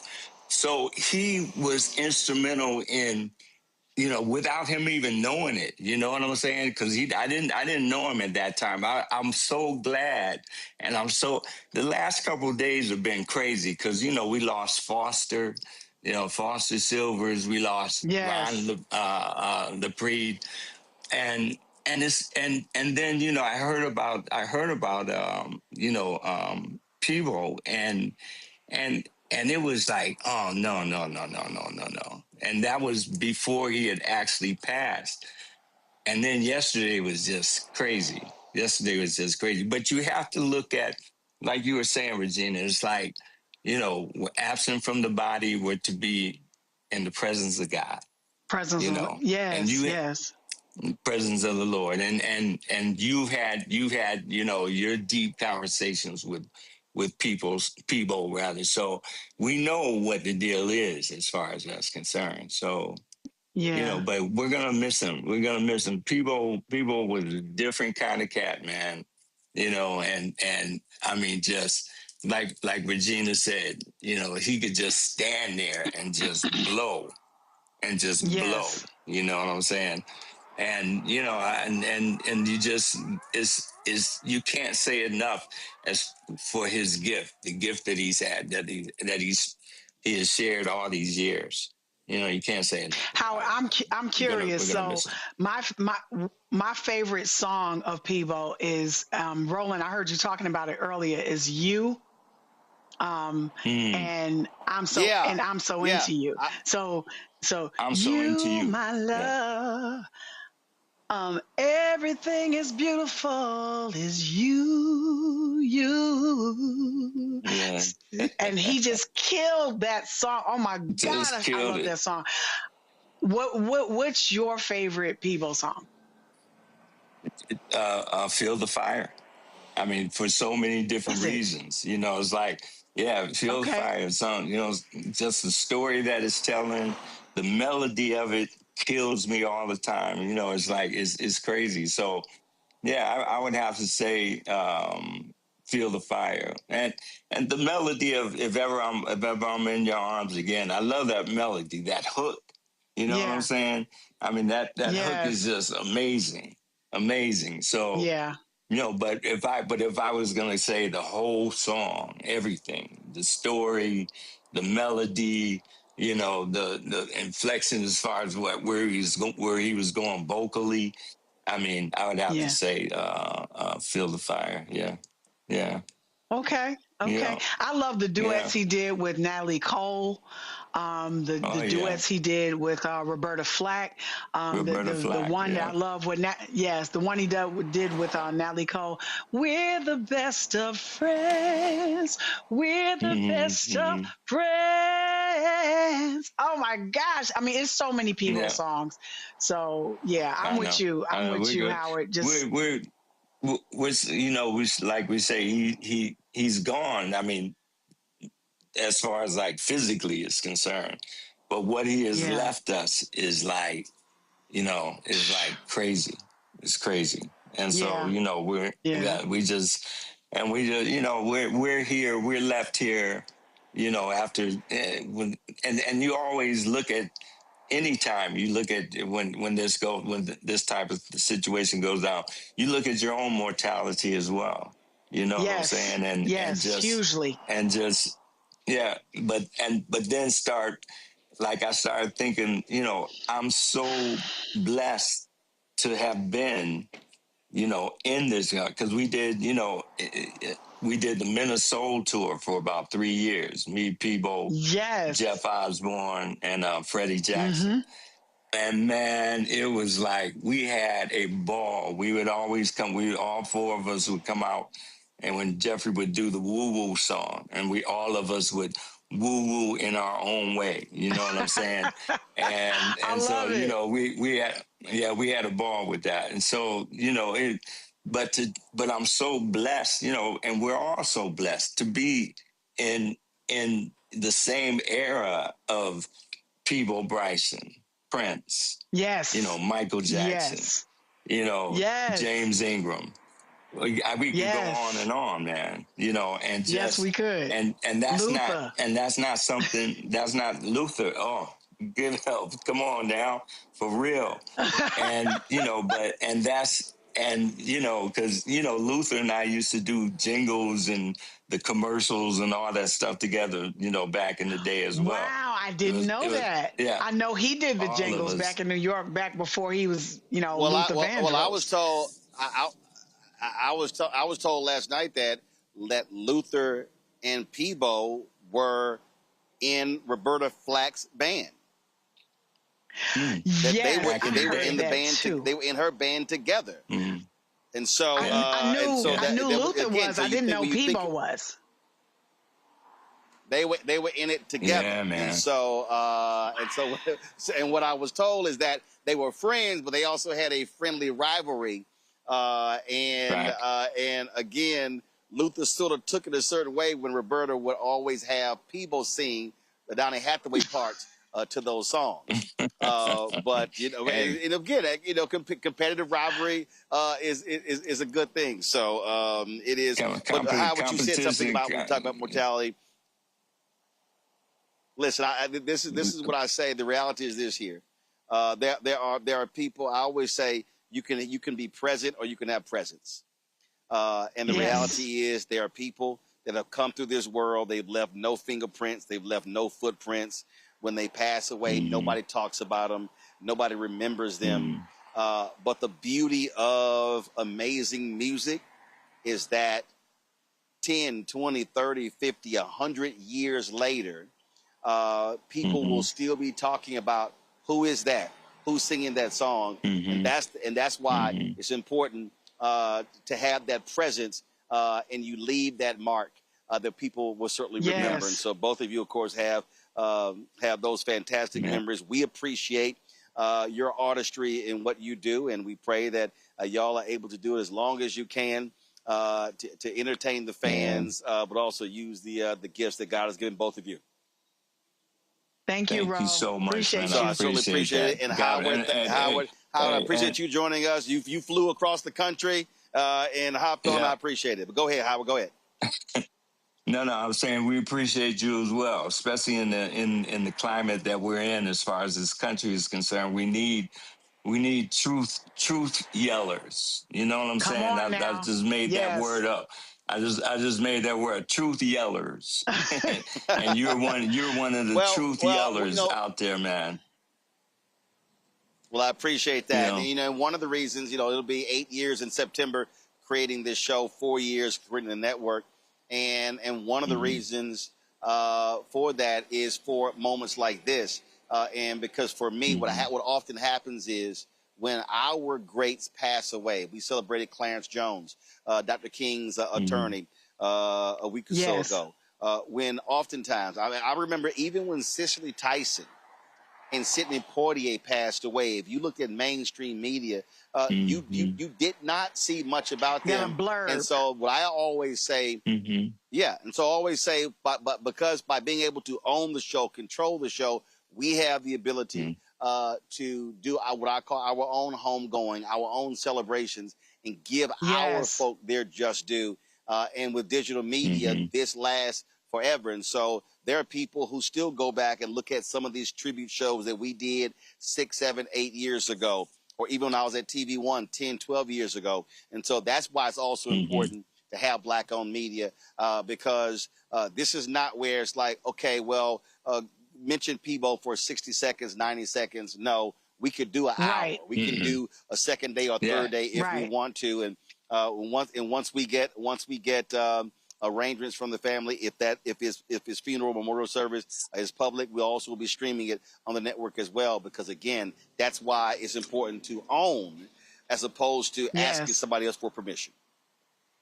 Yes. And so thank we certainly you. appreciate Thank you, Ro, both for of you. all that you do.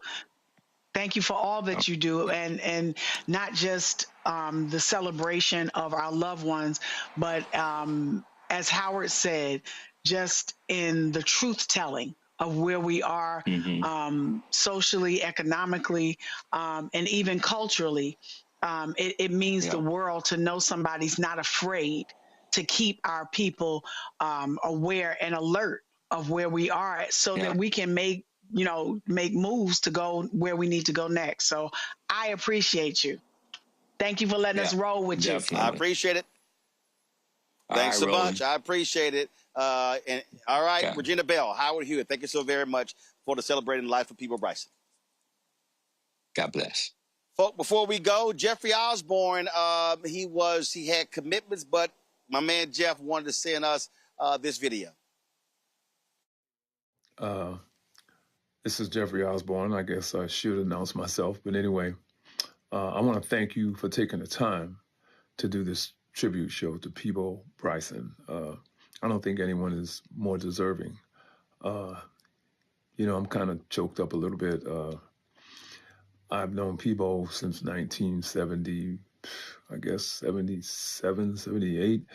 I was in LTD, and we were doing shows across the country, and Peebo was on some of those shows, so I got the chance to meet him then, and I was marveled at this guy, this voice. I'm like, he was amazing, so I think I've done probably more shows with Peebo than anybody.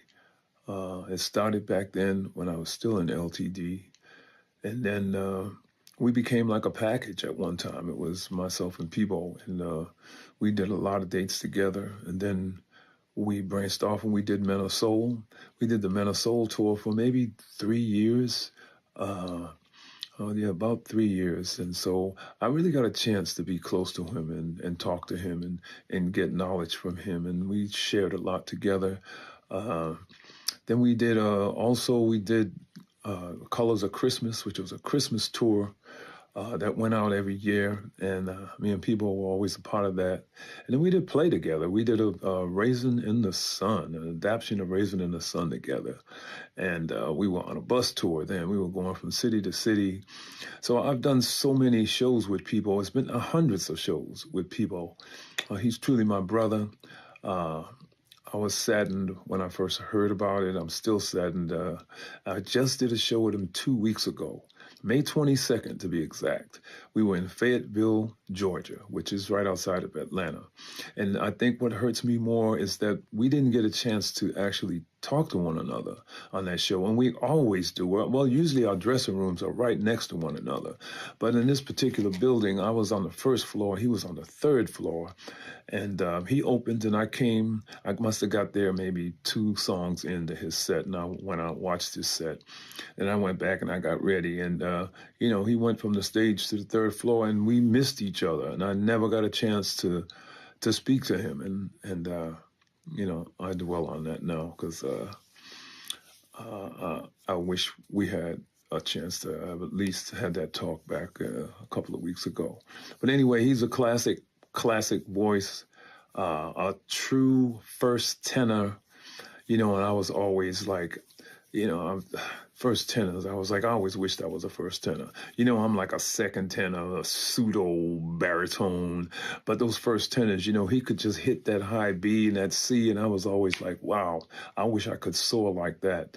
And we had different styles, but we were the same in that we sang a lot of love songs. So if you came to one of our concerts, you got a chance to have a really romantic type of evening. And I have to say, I miss this guy. I'm going to miss him.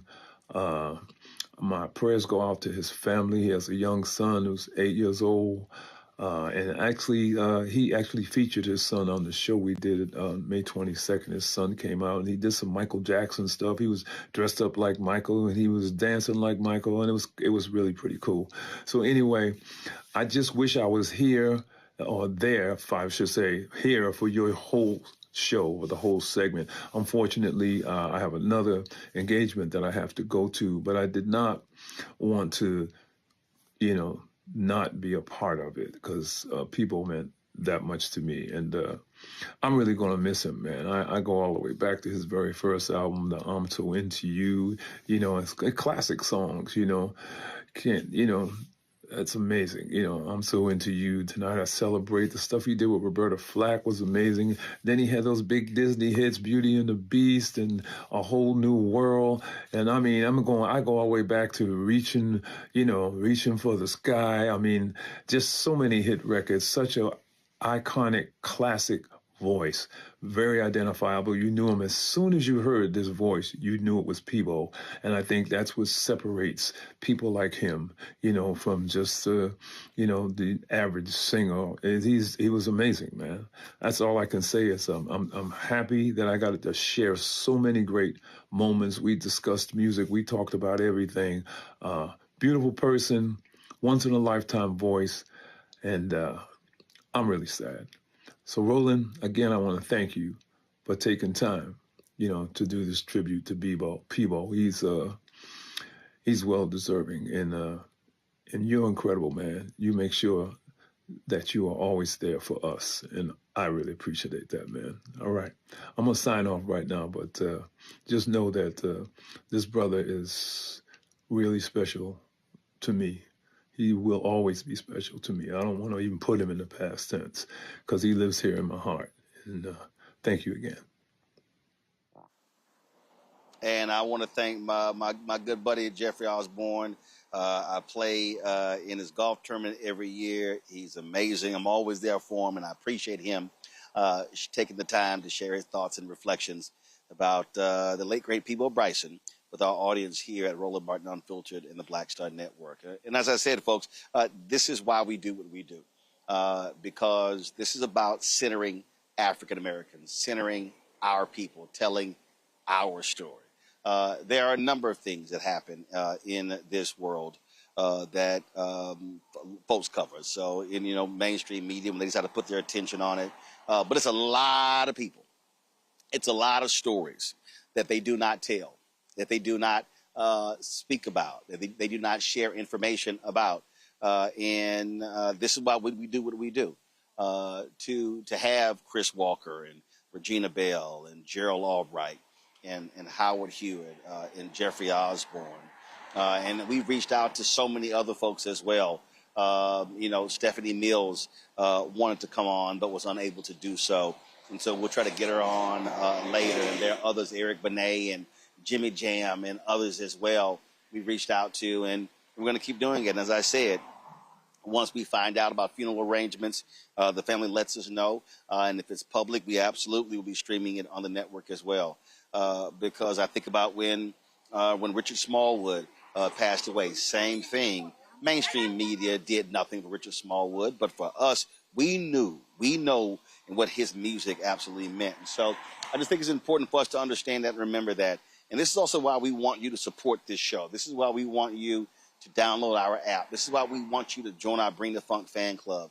Because, y'all, we don't want to, listen, MS Now, CNN, ABC, NBC, CBS, all these networks, they ain't sitting here telling these stories. They're not having these voices on. And so when we have our own platform, our own show, and this is why I don't do that bullshit gossip. I was talking to somebody and they were asking me about, hey man, when are you going to talk about the Kevin Hart roast on your show? I was like, y'all, I said, I'm not dealing with that. I said, they asked me, man, are you going to share your thoughts on Cheyenne Bryant? Is she a doctor? I said, I don't give a shit about that. And it's so many things that happen. And I'm like, listen, if other shows want to deal with that, that's fine. And I know we can get clicks and all this sort of stuff, but I know what matters. How you doing? I know what matters to our people. I know the stories that we have to tell.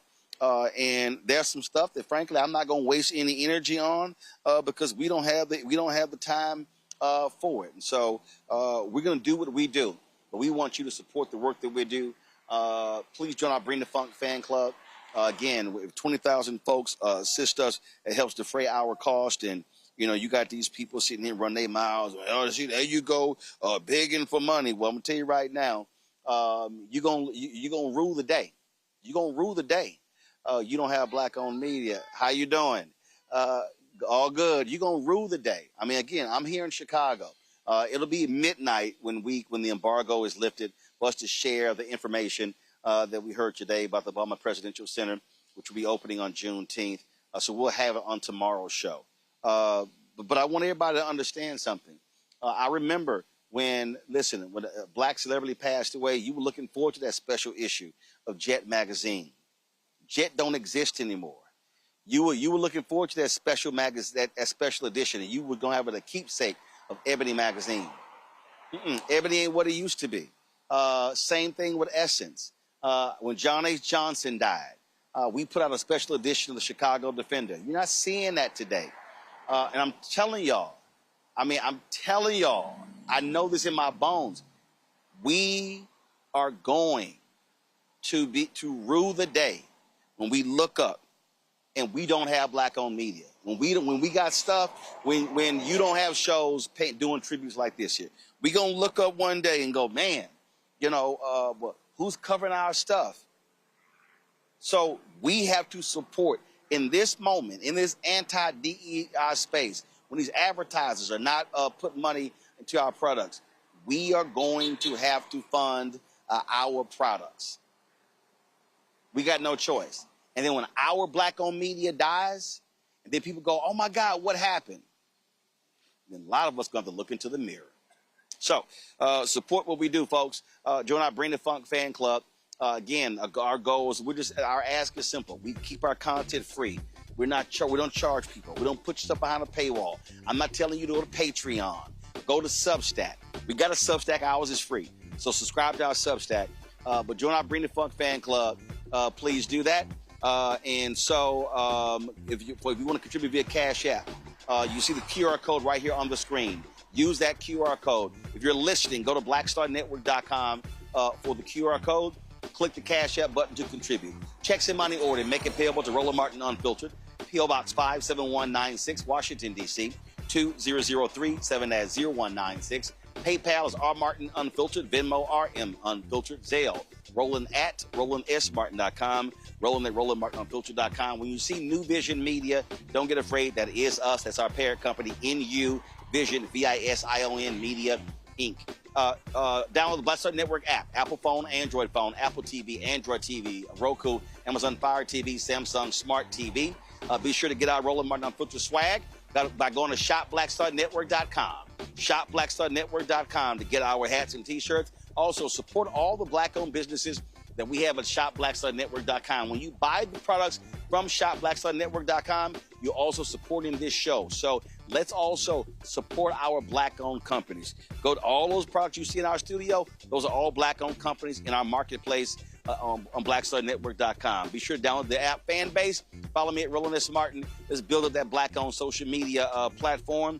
And don't forget, folks, go to blackstarnetwork.com. Click the Bishop William Barber story. So if you want to be trained into organizing and mobilizing, I want us to get 2,000 people. We're more than 1,200 right now. It's going to take place virtually June 12th and 13th. So simply go to blackstarnetwork.com and click that story. Folks, that's it. I got to go, got to pack it up, head back to the airport, and then I will be back in the studio tomorrow where we'll give you a preview of the Obama Presidential Center, which will be open to the public on Juneteenth in a couple of weeks. Folks, that's it. I'll see y'all tomorrow right here, Roland Martin Unfiltered on the Black Star Network. Holla!